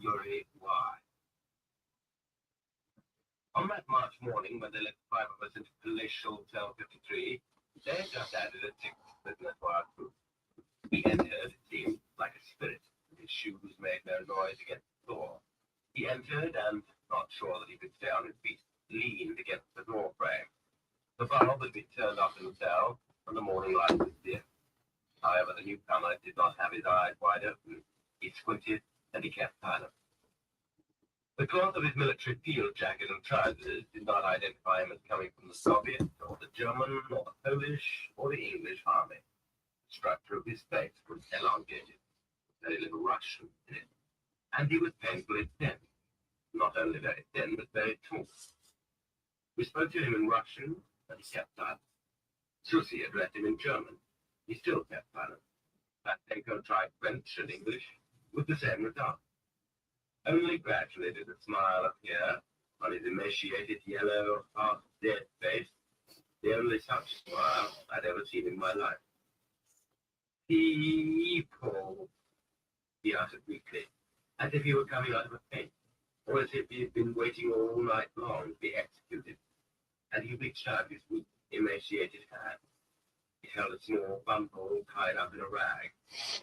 Julie understood instantly what was in it, threw himself on it, grabbed it, and opened it up on the table. There was half a pound light tobacco. He had instantly managed to roll himself a cigarette 4 times the size of an ordinary one. Thus, after 3 weeks' confinement in a cellar box, Yuri Nikolaevich made his appearance last year. All right. From the time of the 1920s, How's that looking? on the Chinese Eastern Railroad, the song had been sung throughout the land. Its steel breast brushing aside our enemies, the 27th stands on guard. Is that Jeff's book playing? No. It's Gulag Archipelago. You uncultured swine. I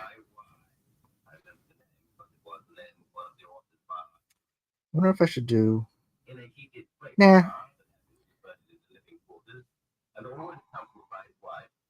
This artillery officer crossed and recrossed the Volga and Ural, sometimes moving east and sometimes west. It was in this heated freight car that his son, Yuri, born in 1917, and twin brother, You don't do swatch tests before you put down the colors? I just did over here. That was a long time ago. Since then, his father had settled in Leningrad in the academy and lived well and frequented high circles, and the son graduated from the officer candidate school. During the Finnish War, Yuri wanted desperately to fight for the motherland. Friends of his father got him an appointment as an aide on an army staff.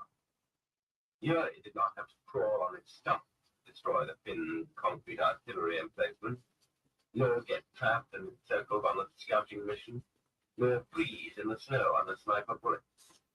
But his service was nevertheless rewarded, not with some ordinary decoration, but with the Order of the Red Banner, which fitted neatly on his field shirt. Thus he completed the Finnish War in full consciousness of its justice and his own part in it. But he didn't have things so easy in the next war. The battery he commanded was surrounded near Luka. They scattered and were caught and driven off into prisoner of war camps. Yuri found himself in a concentration camp for officers near Vilnius. In every life, there was one particular event that is decisive for the entire person, for his fate, his convictions, his passion. 2 years in that camp shook Yuri up once and for all. It is impossible to catch with words or to circumvent with syllogisms what that camp was. That was a camp to die in, and whoever did not die was compelled to reach certain conclusions. Among those who could survive were the ordiners, the internal camp police or polizei, chosen from among the prisoners. Of course, Yuri did not become an ordiner. The cooks managed to survive too. The translators could survive also. They needed them. But though Yuri had a superb command of conversational German, he concealed this fact. He realized that the translator would have to betray his fellow prisoners. One could also postpone dying by digging graves, but others, stronger and more dexterous, got those jobs. Yuri announced that he was an artist, but actually, as part of his varied education at home, he had been given lessons in painting. Let him cook. Thanks, buddy. Only his desire to follow in his father's footsteps. He had been proud of his brother. Went to art school.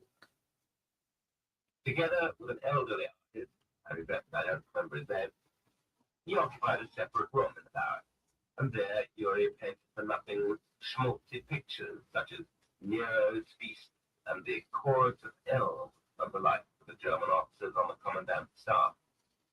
In return, he was given food, slots for which the POW officers stood in line with their mess tins from 6 a.m. on, while the ordiners beat them with sticks and the cooks with ladles, were not enough to sustain life.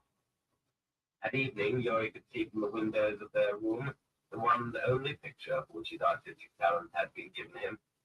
The evening mist hovering above a swampy meadow, encircled by barbed wire, a multitude of bonfires, and around the bonfires, beings who had once been Russian officers, but had now become beast-like creatures who gnawed the bones of dead horses, who baked patties from potato rind, who smoked manure, and were all swarming with life.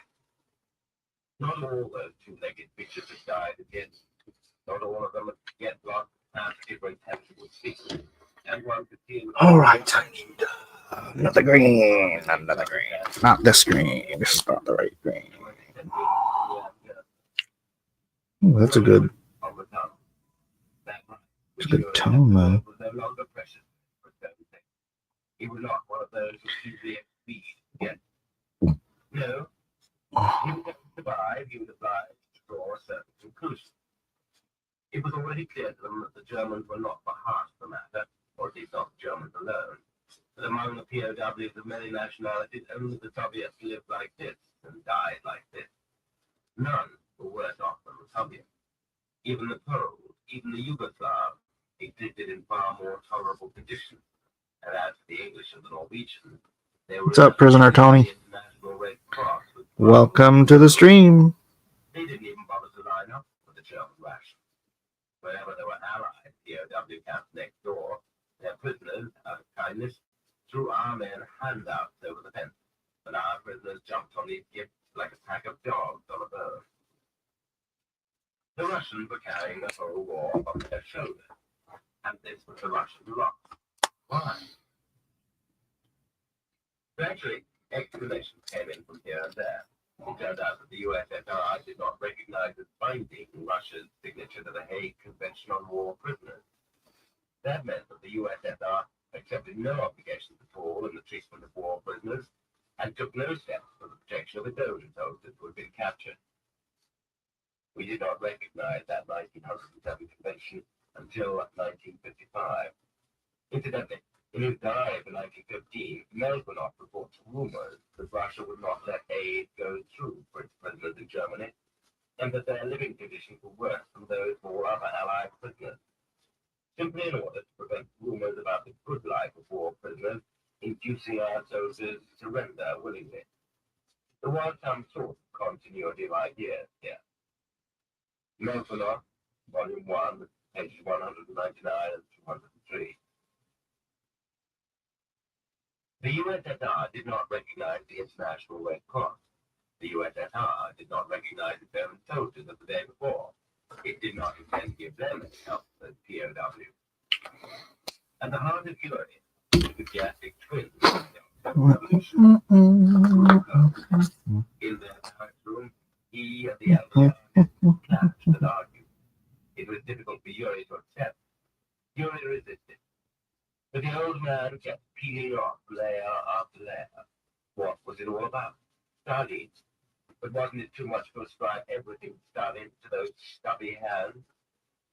He who thought it concluded only halfway failed to draw it at all. What about the rest of them? The ones right next to Stalin and below him, and everywhere around the country, all those whom the motherland had authorized to speak for it. What is the right course of action if our mother has told us to reject it? No, even worse, thrown us to the dogs. Does she really remain our mother? If a wife has become a whore, are we really still bound to her in fidelity? A motherland that betrays its soldiers, is that really a motherland? And everything turns topsy-turvy for Yuri. He used to take pride in his father. Now he cursed him.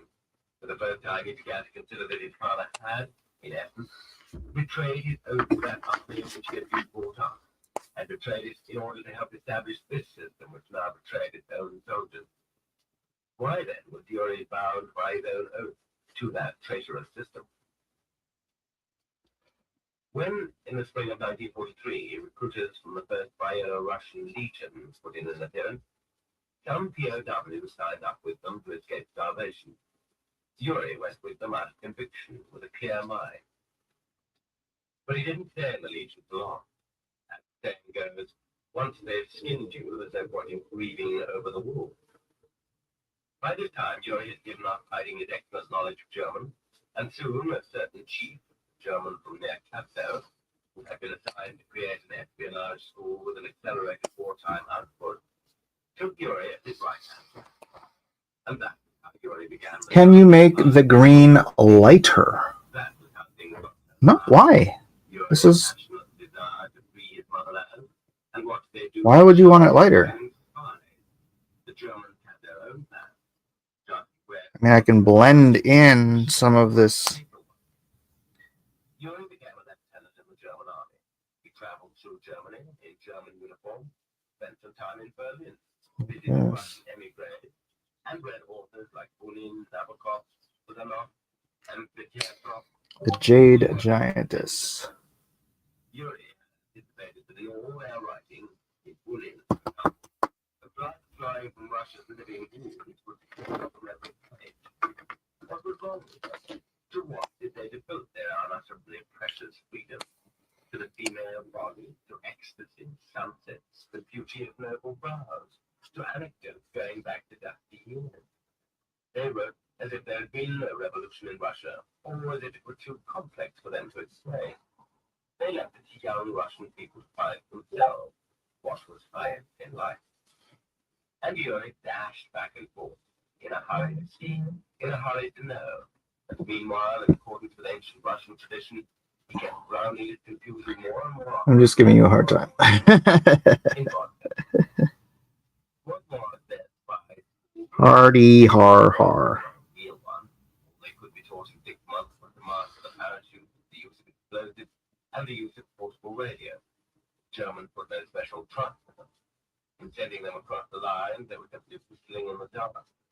And for those dying, Whistling in the dark. Russian POWs, Whistling in the dark. those schools, in Yuri's opinion, were a good way out. The men ate their fill, got useful clothing, and in addition had their pockets stuffed with Soviet money.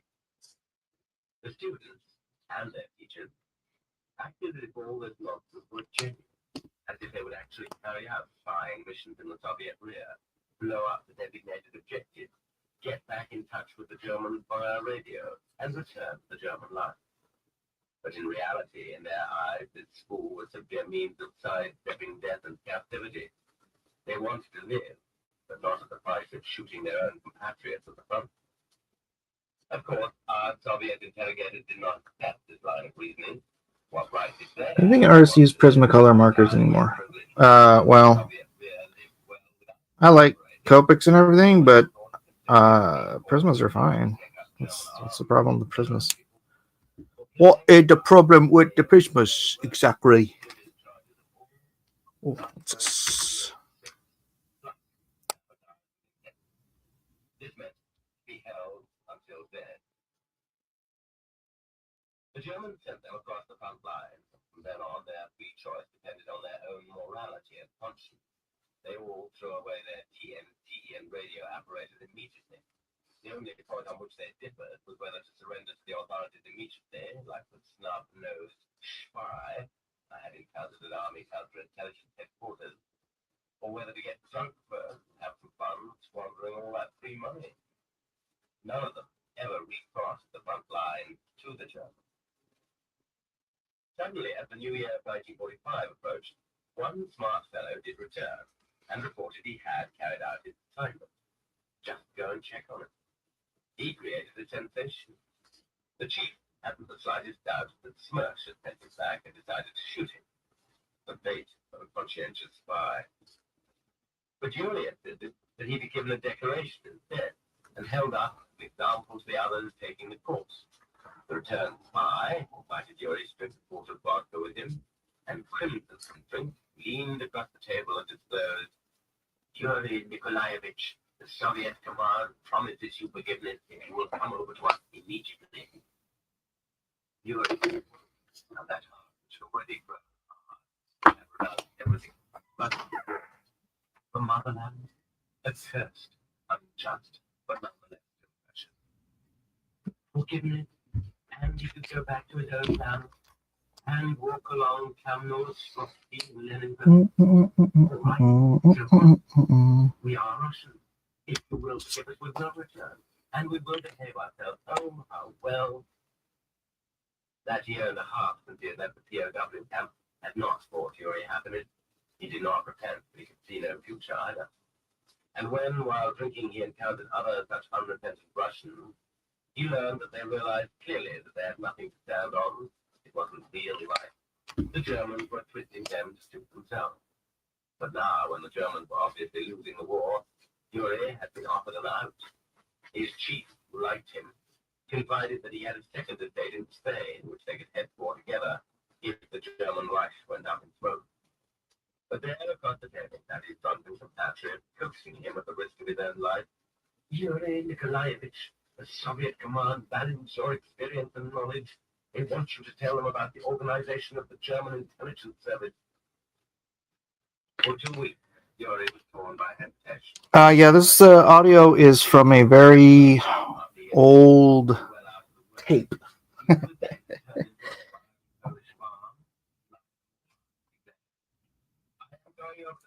There is a free choice for everyone. And these sad facts must partly dry on their lips, who just 1 hour before had pretended loyalty to the German Reich, now cried out with enthusiasm, "Hurrah! Us too!" They were shouting hurrah for their future lives of hard labor. Then the entire spies were hid until the arrival of the Soviet tank, and then came Smirch. Yuri saw his boys no more. They took him off by himself and gave him 10 days to describe the whole history of the school, the programs, the sabotage assignments. He really thought that they valued his experience and knowledge. They were already talking about his going home to his family. Only when he arrived at Lubyanka did he realize that even in Salamanca, it would have been closer to his native neighbor. He could now await being shot, or in any case, a sentence of certainly not less than 20 years. So immutably did the human being surrender to the mist of the motherland. Just as the tooth will not stop aching until the nerve is killed, so is it with us. We shall probably not stop responding to the call of the motherland until we swallow heartily. The lotus eaters, the Odyssey, knew of a certain lotus for that purpose. In all, Yuri spent 3 weeks in our cell. I argued with him during all those weeks. I said that our revolution was magnificent and just, but only its 1929 distortion was terrible. He looked at me regretfully, compressing his nervous lips.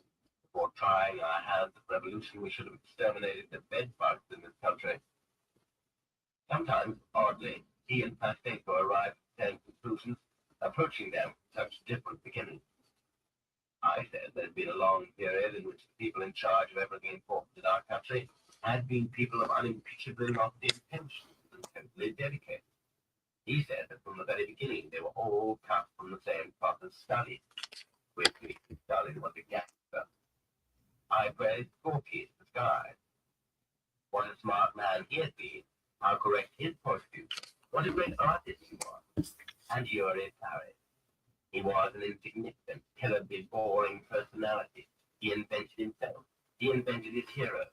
And his books were fabrications from beginning to end. Then Tolstoy. He was the king of our literature. All right, background. Pink or red? You know what? I'm going to do red, but I'm going to do it with ink after I finish inking. All right. Hey, Sugget. Please, if you're new here, everyone, like and subscribe. Thank you.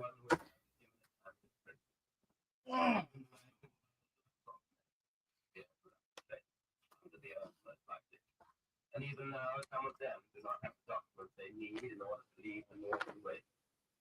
But even among them, the fate of Yuri Y was not a rank and file fate. At long last, our Lubyanka lunch arrived. Long before it got to us, we could hear the cheering clatter in the corridor. And then, as in a restaurant, in a tray with 2 aluminum plates, not bowls, for each prisoner. One plate held a ladle full of soup, and the other a ladle full of the thinnest kind of thin gruel with no pasture. In his first excitement, the prisoner couldn't get anything down his throat. There were those who didn't touch their bread for several days, who didn't know where to put it. But gradually one's appetite returned, and then a chronically famished state ensued that became almost uncontrollable. Then, If one managed to get it under control, one's stomach shrank and adapted itself to inadequate food, at which point the meager Lubyanka fare came just right. One needed to have self-control to achieve this, and also needed to stop looking around to see who might be eating something extra. All those extremely dangerous written conversations about food had to be outlawed, and one tried to lift oneself into higher spheres. At the Lubyanka, this was made easier by being permitted 2 hours of rest after lunch. Nothing else that was astonishingly restored to life. We lay down Purple. I'm gonna throw some purple. and dozed off. Sleep was forbidden, strictly speaking, and the guard could see that the pages of the book hadn't been turned for a long time. But ordinarily, they did not stop during this period. The position was that whoever wasn't resting during these hours was undergoing interrogation. Thus, for those who were stubborn and were not applying the deposition, the contrast was unmistakable. They returned to the cell at the very end of the rest period. And sleep was a very bad thing for hunger and anguish. One's organism cooled off, and the brain stopped recapitulating one's mistakes over and over again. Then they brought in dinner, another label of cruel. Life was setting all its gifts for you. After that, you were not going to get anything green in the 5 or 6 hours.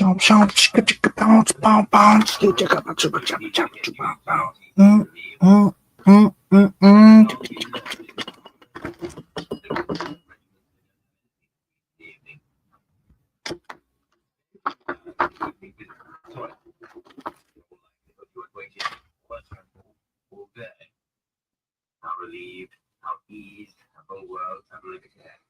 All right, 11:11. This is gonna be my last card for this stream. I'm gonna do another stream later tonight. A wasteless body just sufficiently satisfied by soup, so that the soul did not feel affected by it. What light, free thoughts. It was as if we had been lifted up the heights of Sinai, and there the truth manifested itself to us from out the fire. Was it not this that Pushkin dreamed? I want to live, to think, and suffer. And there we suffered, and we thought, and there was nothing else in our lives. How easy it turned out to be to attain that ideal. Some evenings I would get involved in arguments with drawing from a chess game with Susi or from a book. Again, I would have the sharpest quarrels with Yuri because questions were all explosive ones. For example, the question of the outcome of the war. The jailer, without any word or change of expression, would come in and pull down the dark blue blackout blind on the window. And then, out there on the other side of the blind, evening Moscow would begin to send up salutes. And just so we could not see the salutes lighting up the heavens, we were unable to see the map of Europe. Yet we tried to picture it in all its details and to guess which cities had been taken. Yuri was especially tormented by those salutes, appealing to fate to correct his own mistakes.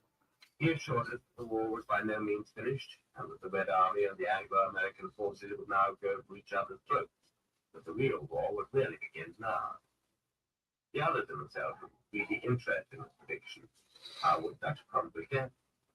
Yuri claimed it would end with the destruction of the Red Army. Would this result in our liberation or our execution? I objected to this, and we got in a heated argument. It was his contention that our army was worn down, lead white, poorly supplied, and most importantly, that it would not fight with its usual determination against the Allies. I, however, insisted, on the basis of the units I had been familiar with, that the army was not so much worn down as experienced, that it had now become both strong and mean, and that in such an event it would crush the Allies even more thoroughly than it had the Germans. Never, cried Yuri in a half whisper. And what about the Ardennes? I answered in a half whisper. Pastenko interrupted us, ridiculing us both, informing us that we did not understand the West, and that no one, now or ever, could compel the Allied armies to fight against us. However, in the evening we didn't want to argue so much as to hear something interesting that might bring us closer together, and to talk in a spirit of fellowship. One favorite subject of conversation was prison tradition, how it used to be in prison. We had Pastenko and were therefore able to hear these stories at first hand. What was made it most of all was to learn that it had previously been an honor to be a political prisoner, and that it was not only their relatives who stuck by them and refused to renounce them, but the girls who had never even met them came to visit them, pretending for that purpose to be their fiancés. And what about the once universal tradition of gifts for the prisoners on holidays? No one in Russia ever broke the Lenten fast without first taking gifts for unknown prisoners to the common prison kitchen. They brought in Christmas ham, tarts, and lychee, special Russian Easter cake. One poor old lady even used to bring a dozen colored Easter eggs. It made her feel better. And where had all that What do you guys think? Russian gone? It had been replaced by political consciousness. That was how cruelly and implacably they had terrified our people and cured them of taking thought for and caring for those who were suffering. Today it would seem silly to do such a thing. If it was proposed today that some institution organize a free holiday collection of gifts for prisoners in the local prison, it would be virtually considered an anti-Soviet revolt. I need a closer look. A closer. I just gave you a closer look. And what about those holiday gifts? Were they only a matter of tasty food? More importantly, those gifts gave the prisoners the warm feeling that people in freedom were thinking about them and were concerned for them. Pastenko told us that even in the Soviet period, a political Red Cross had existed. We found it difficult to imagine. It wasn't that we thought he was telling us our truth.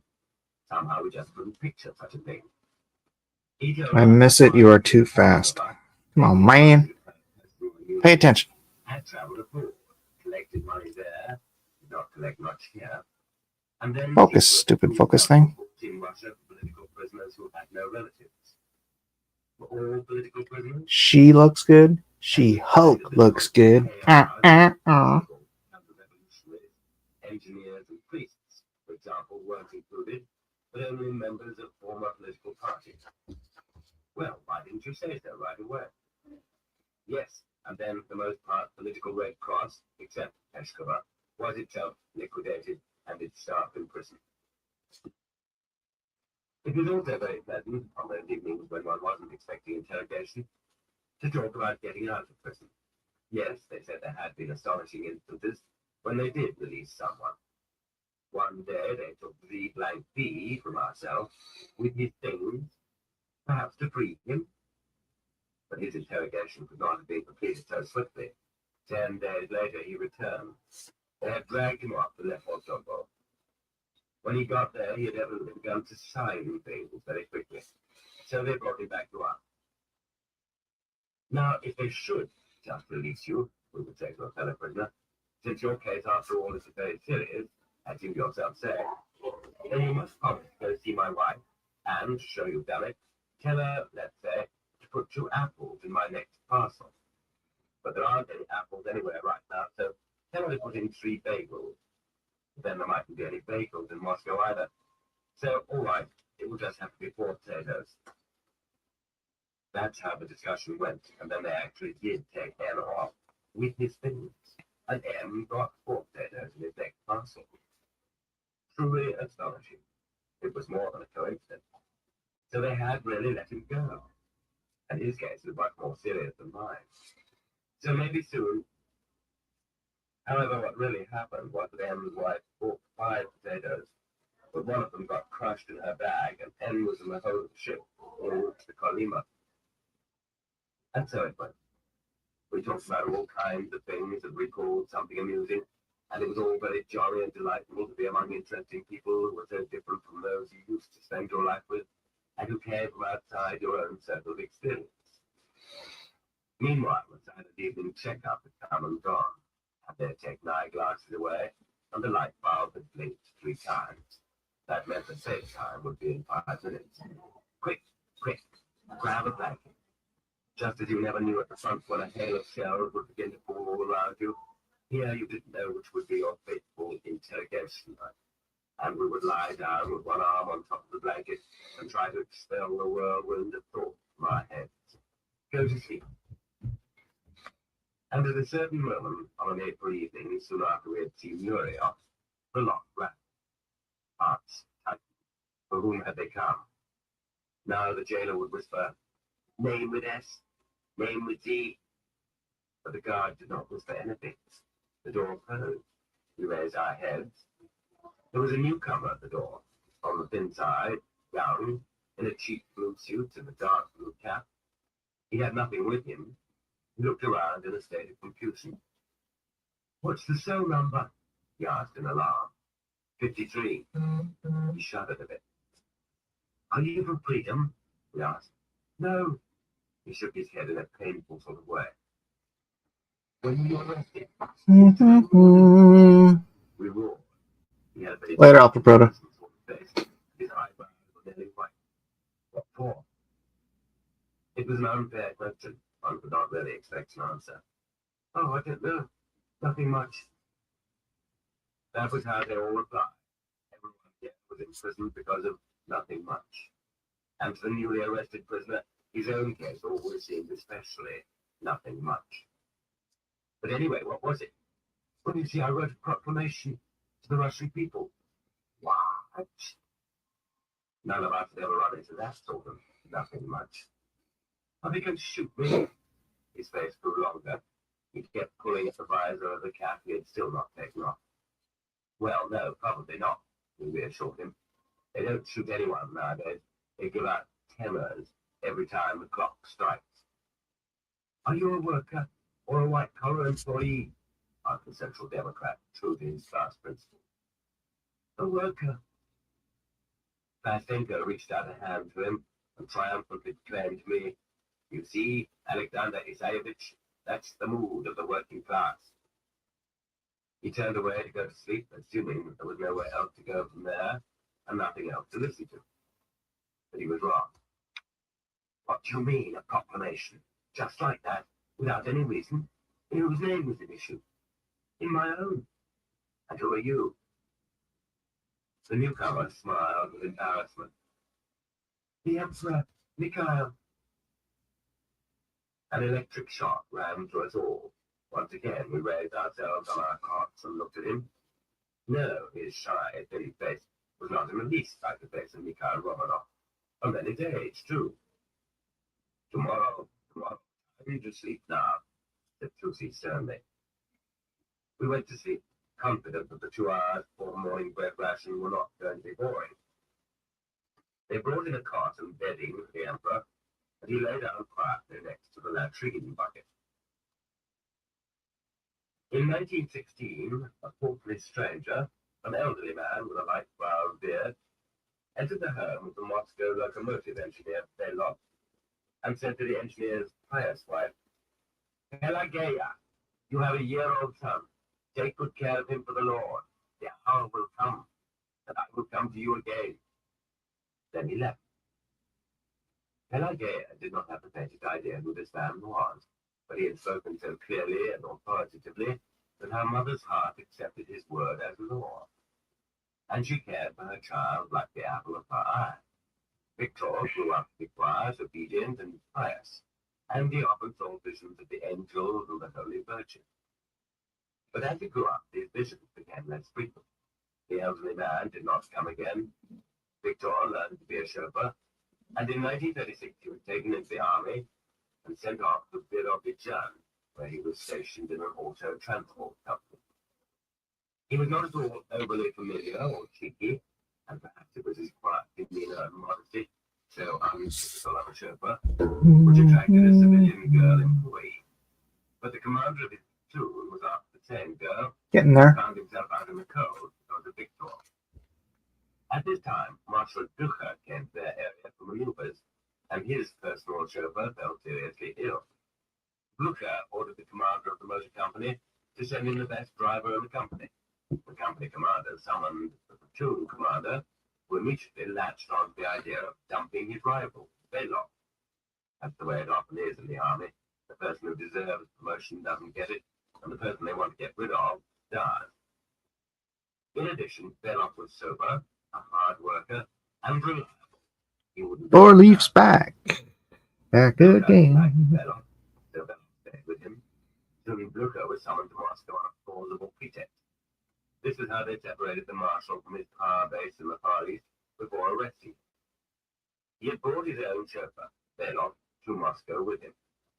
Having lost his boss, Belov then landed in the Kremlin garage and began chauffeuring, sometimes for Mikhailov or the Komsomol, sometimes for Lozovsky or somebody else in the leadership, and finally for Khrushchev.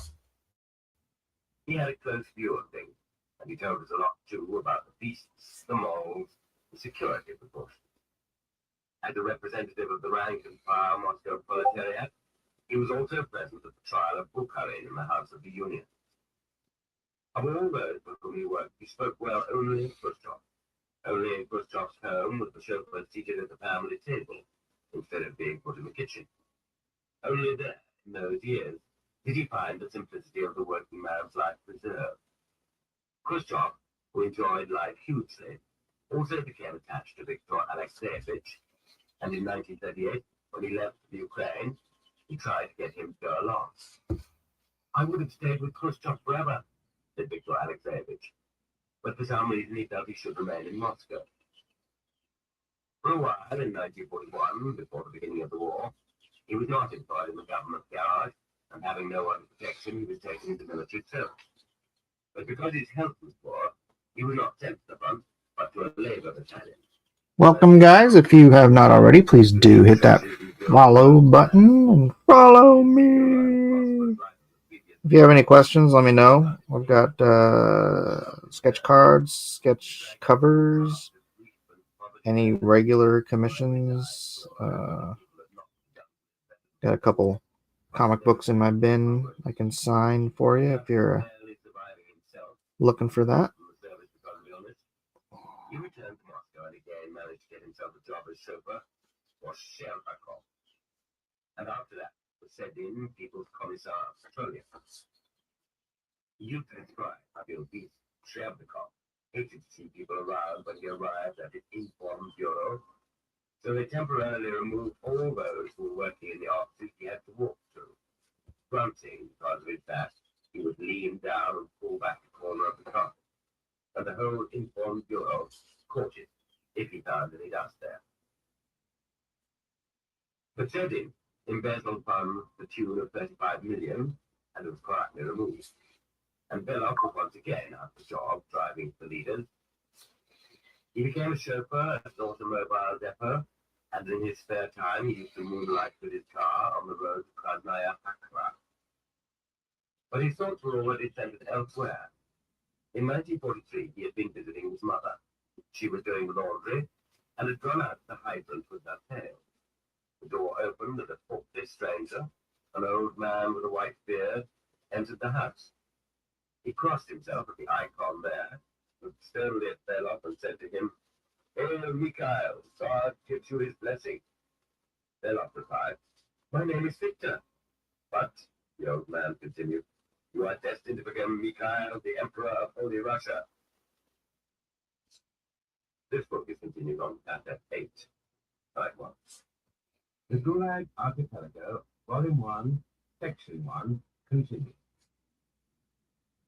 Chapter 8, side 1.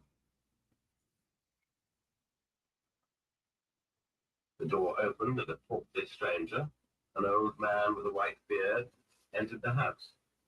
He crossed himself at the icon there, looked sternly at Belov and said to him, "Hail, Mikhail, God gives you his blessing." Belov replied, "My name is Victor." "But," the old man continued, "you are destined to become Mikhail, the Emperor of Holy Russia." Just then Victor's mother returned and half collapsed in fright, spilling her pail. It was the very same old man who had come to her 27 years before. He had turned white in the meantime, but it was he. "God bless you, Pelageya, you have preserved your sons," said the old man. And he took the future emperor aside, like a patriarch preparing to enthrone him, and announced to the astonished young man that in 1953 there would be a change in rule and that he would become emperor of all Russia. The prophetic old man made only one mistake. He confused the chauffeur with his former employer. That is why the number of Artel 53 shocked him so. To this end, the old man told him, he was to begin to gather his forces in 1948. The old man didn't instruct him as to how to gather his forces. He departed, and Victor Alexeyevich didn't get around to asking. All the peace and simplicity of his life were lost to him now. Perhaps some other individual would have recoiled from the ambitious program. But Victor, as it happened, had rubbed shoulders with the highest of the high. He had seen all those Mikhailovs, Serbakovs, Sedins, and he had heard a lot from other chauffeurs too. And he had gotten it clear in his own mind that nothing in the least unusual was required. In fact, just the reverse. The newly anointed Tsar, quiet, conscientious, sensitive, like Fyodor Ivanovich, the last of the line of Ryuri, felt on his brow the heavy pressure of the crown of Monomarch. All around him were guilt and grief, for which he had not until now borne any responsibility. Now all this lay upon his shoulders, and he was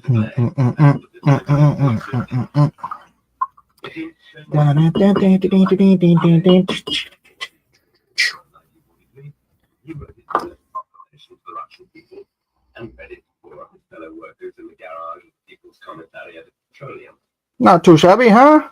We had surrounded Victor Alexeyevich from early morning. Bum, He bum, had bum. deeply told us all this. Bada, bada, bada. We had still not fathomed his childish trustfulness. All right, let's dry that off. Story, Erase, and then do a nice bright red background. What do you think, red background or yellow background? I'm thinking red.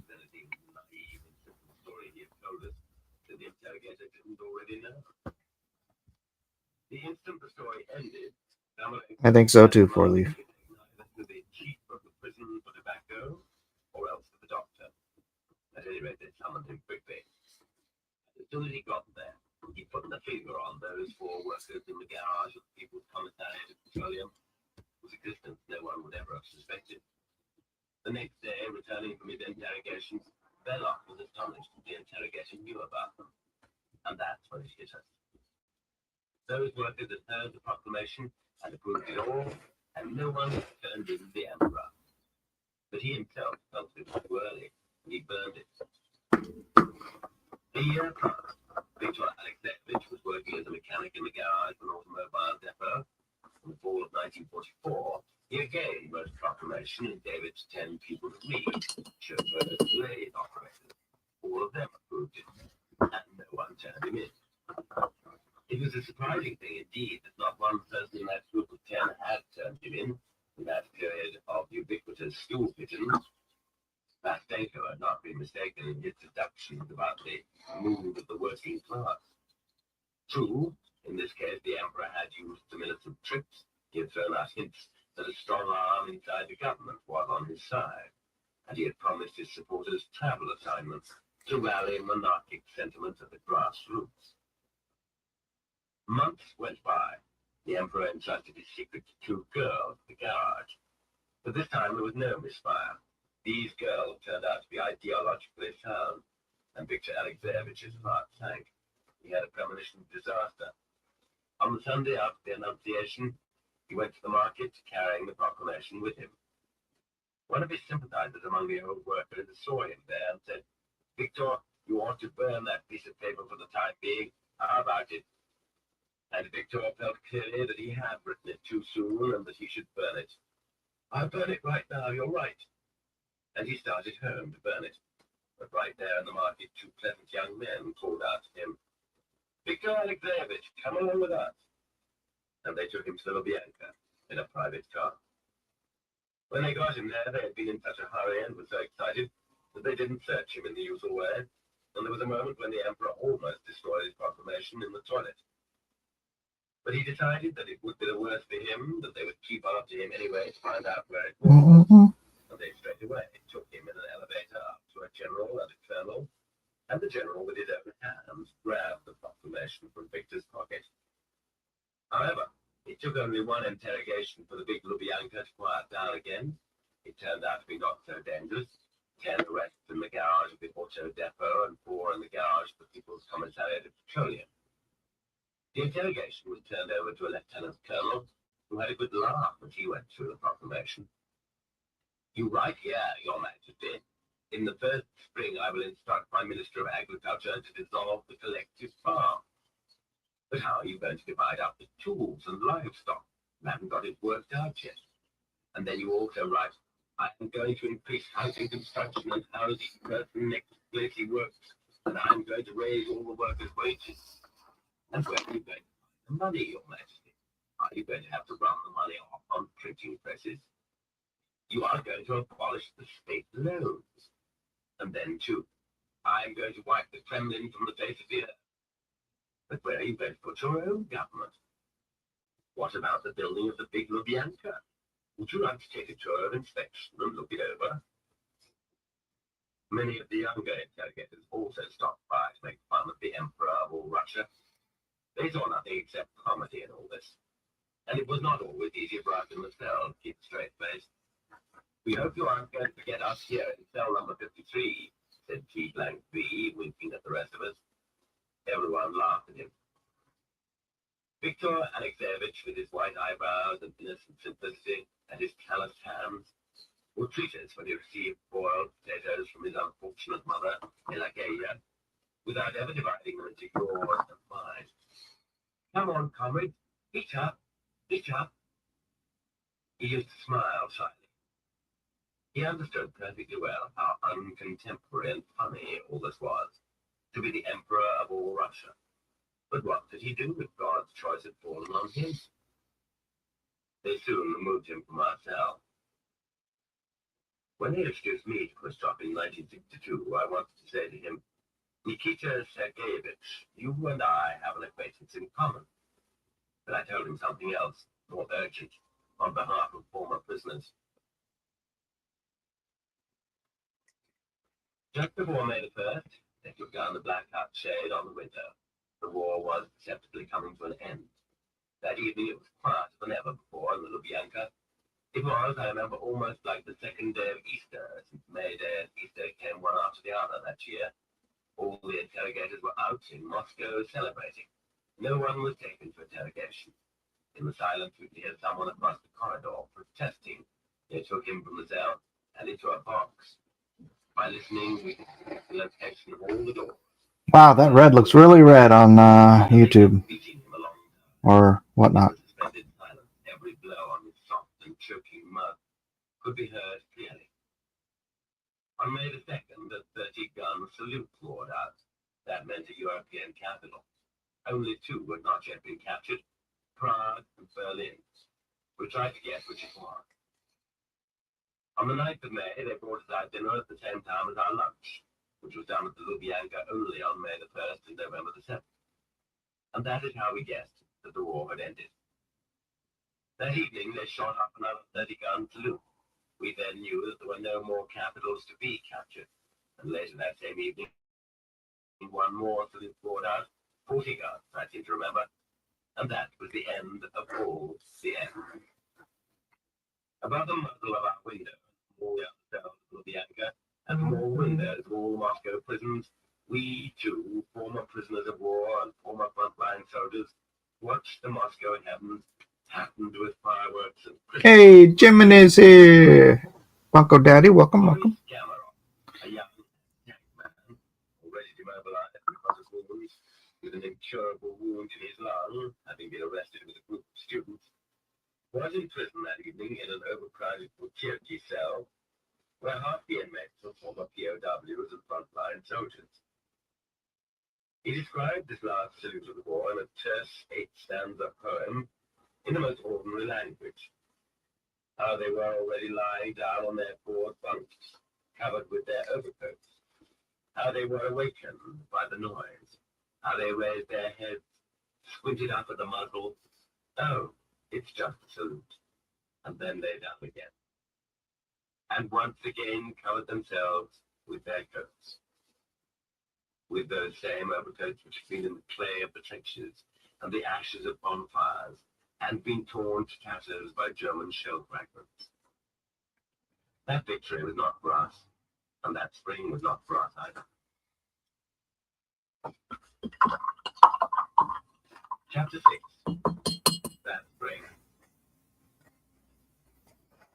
Through the windows of the Butyrki prison every morning and evening in June 1945, we could hear the brassy notes of bands not far away, coming from either Lednaya Street or Novoslobodskaya. They kept slaying marches over and over. Behind the murky green muzzles of reinforced glass, we stood at the wide-open but impenetrable prison windows and listened. Were they military units that were marching, or were they workers cheerfully devoting their free time to marching practice? We didn't know, but the rumor had already gotten to the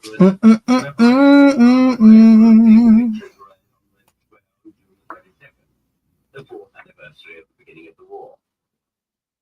The foundation stones of a great building are destined to groan and be pressed upon. It is not for them to crown the edifice, but even the honor of being part of the foundation was denied those whose doomed heads and ribs had borne the first blows of this war and thwarted the foreigners' victory, and who were now abandoned for no good reason. Joyful sounds mean naught to the traitor. That spring of 1945 was, in our prison, predominantly the spring of the Russian prisoners of war. They passed through the prisons of the Soviet Union in vast, dense grey shoals like ocean herring. The first trace of those schools I glimpsed was Yuri Y, but I was soon entirely surrounded by their purposeful motion, which seemed to know its own fated design. Not only war prisoners passed through their cells, a wave of those who had spent any time in Europe was rolling too. Emigres from the Civil War, the Ostrovsky, workers recruited as laborers by the Germans during World War II, Red Army officers who had been too astute and far-sighted in their conclusions, still at Stalin feared they might bring European freedom back from their European crusade, like the Decembrists 120 years before. And yet, it was the war prisoners who constituted the bulk of the way. And among the war prisoners of various ages, most were of my own age. Not precisely my age, but the twins of October, those born along with the revolution, who in 1937 looked forward 400 days to celebrate the 20th anniversary of the revolution. All right. Oh, wow. I got home and Silver Surfer is now She-Hulk, right? I got the Silver Surfer and the She-Hulk here. So, custom cards like this, $75. I don't think that's asking too much, all things considered. I'll do one more real quick. Be prepared. Saluted and answered, "We are always prepared." It was we who had smuggled weapons into Buchenwald and joined the Communist Party there. And it was we who were now in disgrace, only because we had survived. Those prisoners who had been in Buchenwald and survived were in fact imprisoned for that very reason in our own camps. How could you have survived an annihilation camp? Something doesn't smell right. Back when the Red Army passed through East Prussia, I had seen downcast columns of returning war prisoners, the only people around who were grieving instead of celebrating. Even then, their gloom had shocked me, though I didn't yet grasp the reason for it. I jumped out over those voluntarily formed up columns. Why were they marching in columns? Why had they lined themselves? Hey, beautiful. Thank you, Amy. Well, that's about it for this stream. I'm going to stop my... Yo, what's up? Well, Red and DJ and... No, I'm streaming on Whatnot. Are those Poscas? What is that marker? This is a jelly roll. The markers I'm using are Prismacolors, Blick Studio. I've got a couple of Copics around here too, but they're just alcohol markers. They're not. I'm not going to say they're all the same, but they all essentially do manage to do the same thing. Hold on, let me mute.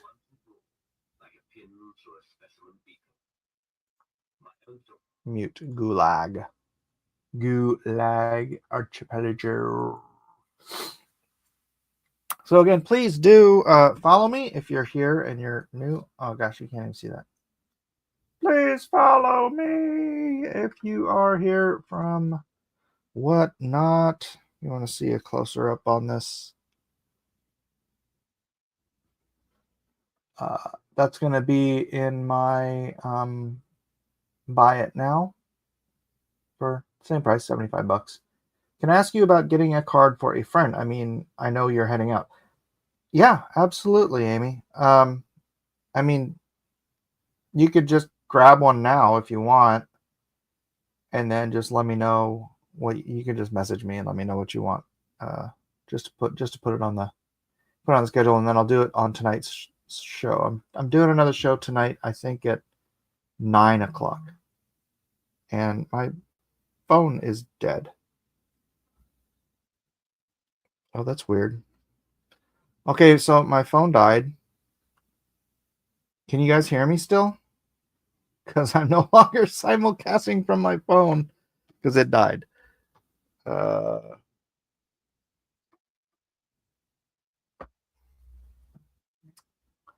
Froze up and your sound's gone. Okay, let me try. Here, let me try something here. Open show.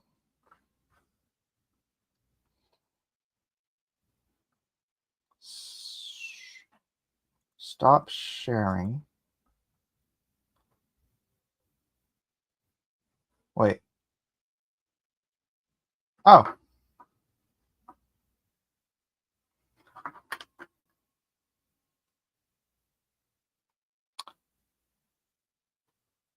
Well.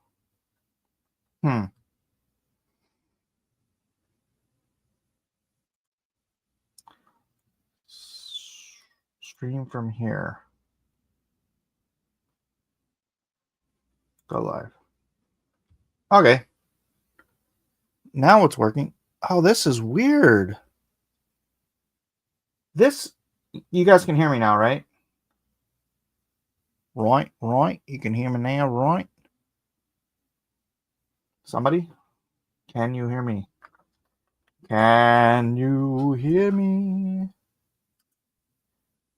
I hear you. Awesome. Wow. I don't know how that worked, but it switched over to working the way I wanted it to originally. That's a weird workaround, but all right, there's a close-up of the She-Hulk. I might need to, no. You have to see the scan. Even though this is working, it's not quite as focused because it makes your eyes look weird, but in reality they don't look weird. So I don't know. Great work on She-Hulk. Thank you. What about this one? Silver Surfette. Huh? Nah. So yeah, I think that one came out nice too. I like doing that different coloration than you're used to seeing on a surfer. So those are those. I am now doing, if you can see, blank sketch cards for $75.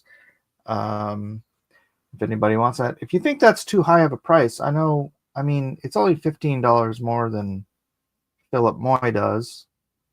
And I don't know, maybe I have too high of opinion of my own stuff. I don't know. It's fair for a full color. That's what I'm thinking. It's totally fair for a full color piece, right? Look at all the detail I put in those.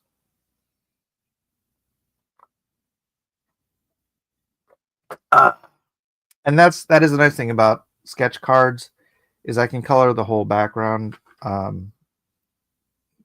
That's such a pain in the butt when you're doing markers.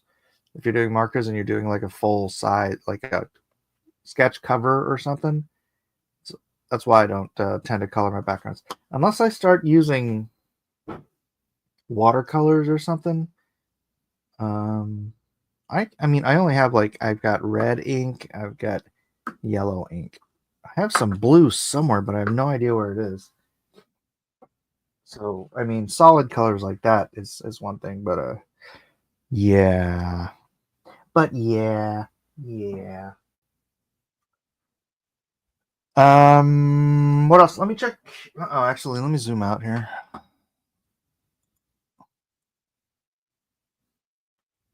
So you can see, for those of you who haven't seen already,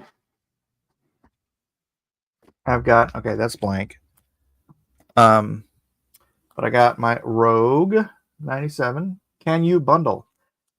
Yeah, I think that's the way it works. Like if you're buying stuff, it adds all the stuff you bought together and then just does one single thing. Or are you asking something else? So it's all the shipping. If you're buying it all, excuse me, in one time, the shipping all just combines together. I'm pretty sure it just adds the weight to the next thing. So these are the ones I have available in my buy it now. You can get them there, or you can order a custom blank. I've got probably 30 plus blanks left. And then I have sketch cards you can get as well. I have original art up on my Comic Art Fans if you want to check that out. I am the artist for Injustice, Gods Among Us, Batman Arkham Unhinged, the Hedge Knight series, Game of Thrones covers.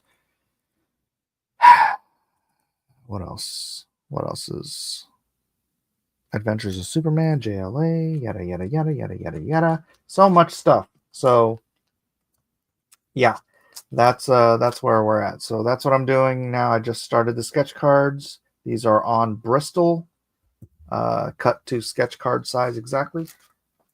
Down the road, I might make other sizes available, maybe like 6x9 sketches or something like that. But I think like people like the cards.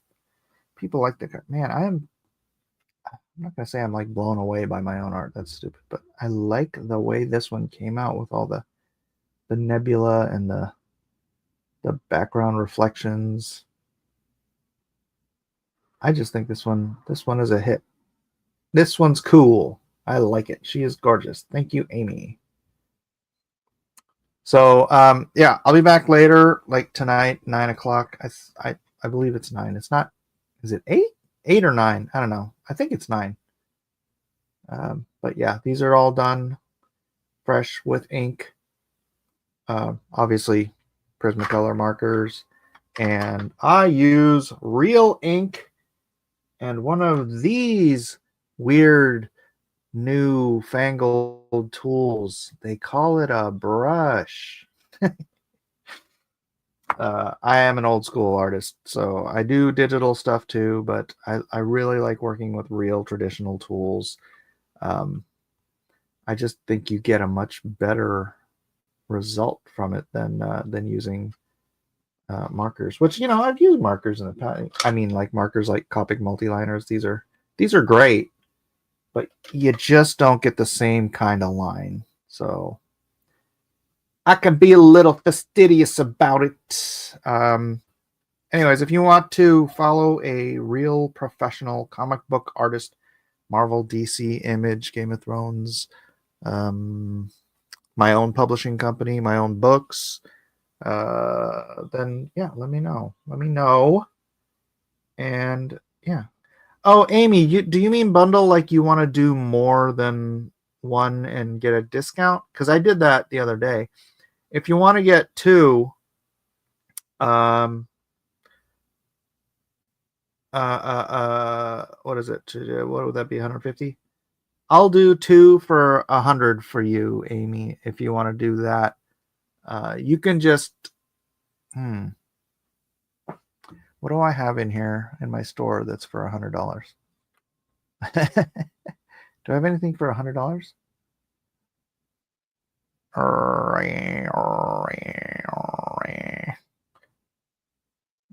Do you want to do that? I can set up a buy it now right now. That's just for like a real quick and dirty buy it now.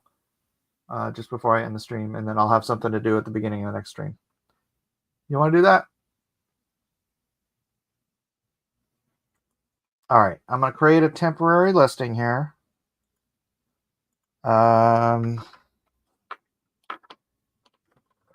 Category.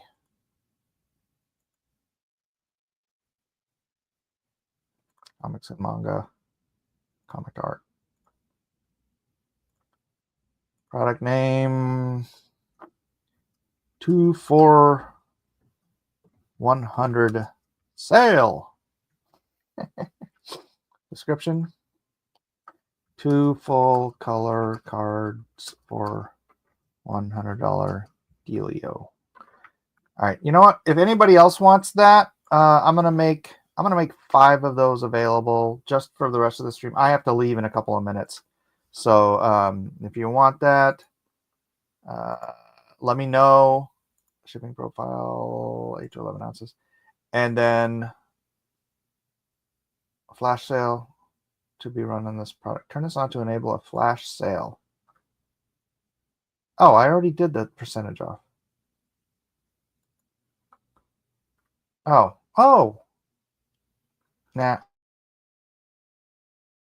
I'm just gonna put it up like this. All right. So and then product actions, pin item. All right. So just until the end of the stream, 2 for 100, and then I'll do them at the beginning of the stream tonight at 9 o'clock. There's 5 available. Buy those now. I'll do them tonight. Let me know what you want, and then boom. Message me with what you want, and I'll get those done on tonight's show. So there's 4 available. I'm leaving pretty soon. Isaac, you almost ready? Am I taking you? Probably. I am probably taking him. So yeah, this will usually be $150 for the both of them. So it's $100 for 2. If you want it, let me know. Otherwise, I'm gonna get going here. And please, if you have not, once again, follow me and help me grow my channel, please. And you can sit there and listen to me, listen to audiobooks while I draw. Jiminy Cricket, thanks, Mike. Thank you for being here, Jiminy. I appreciate you all. Did I? Oh, gosh, I left that open. I'm an idiot. CR63 just joined. Hey, CR63, I'm about to leave, but as you see on the screen, there is a flash sale, so you can get 2 of these full color trading cards for $100. That's $50 off. I'm only doing it until the end of the stream, and then I'm out. I got to take my son to school. So if you like it, I don't know how to do it to make it like tick it down, because I got to leave in a couple minutes. I don't know when I'm going to leave for sure, but that's the options. You just let me know. I'm so glad I discovered this site. It's very cool. It's like being at a Comic-Con, like when you're sitting behind the table at a Comic-Con and people are coming by to look at your art and stuff, and then they just are, checking out. There we go. What? There we go. What are you there we going, DJ? What are you talking about? No, there we go. There we go. No, there we go. What is happening? I'm getting settled in here. Okay. Yeah. So it's like I was talking to Elliot about it. I'm like, it's like being at a con where you sit there at the convention, and you're just sitting there and you're doing your work, and people are watching you draw, and then the people come by and they want to see your stuff. They want to see what you have available, and then you just they buy what you've got, or they order a commission or whatever it is, and it's like being at a con, but you're on here. You can draw an otter, right, Amy? I can draw anything. You know that. I just don't want to draw Transformers. Amy knows better than to ask such a silly question. Anyways, that's it. There's 4 available. I have to leave in a couple of minutes here. Transformers are Brian's thing anyways. Hey, I drew G.I. Joe versus Transformers. Oh my gosh. Amy, did you just buy 2 of these? So you're going to get 4? All right, well, there's 3 left available. You guys got about a minute left, and then I'm out of here. Once again, I'll be drawing these tonight, so I already have 4 I have to draw tonight. Not saying you can't, Mike, just saying you don't need to. Oh, yes. If you want, I don't think Brian's on here, though. So, what am I going to do? What am I going to say? All right, as soon as that clock hits 11 or 12 o'clock, I am out of here, and this deal is out of here. I'm going to go back to the $75 price tonight. So there's always a market for Squirrel Girl. I don't think she means, oh, what about Otter Girl? That's terrible. Anyway, it's my birthday budget. Aw, that's so sweet, Amy. All right. Well, I appreciate everybody on Whatnot who has come by. I appreciate everybody watching on YouTube still. Who's still on YouTube? Mountain Pass Music. Anything from the Game of Thrones world or Star Wars. Brush. Alpha Proto. Yes. You mean like Kitty Pryde, Lockheed, Mountain Press Music. Oh, gosh darn. I already packaged it up, so I can't show you the Kitty Pryde and Lockheed that I did, but it's I thought it was pretty dope. But anyways, that's it. My time is up. I'm out of here. Thank you all for joining, and please again do subscribe or follow me over here on Whatnot. I'm trying to get up to 1,000 followers. I'm at 116, and today is my first week.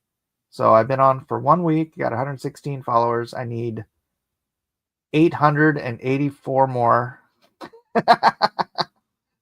to reach my goal. So please do share this the channel out if you're here. Share it with somebody who you think might enjoy my artwork style and maybe even knows who I am. Might be a fan. In that case, anyways, thanks everybody for being here. God bless you all. We'll see you tonight, 9 o'clock. Bye. And then I have to go over here to StreamYard, exit full screen, and say bye.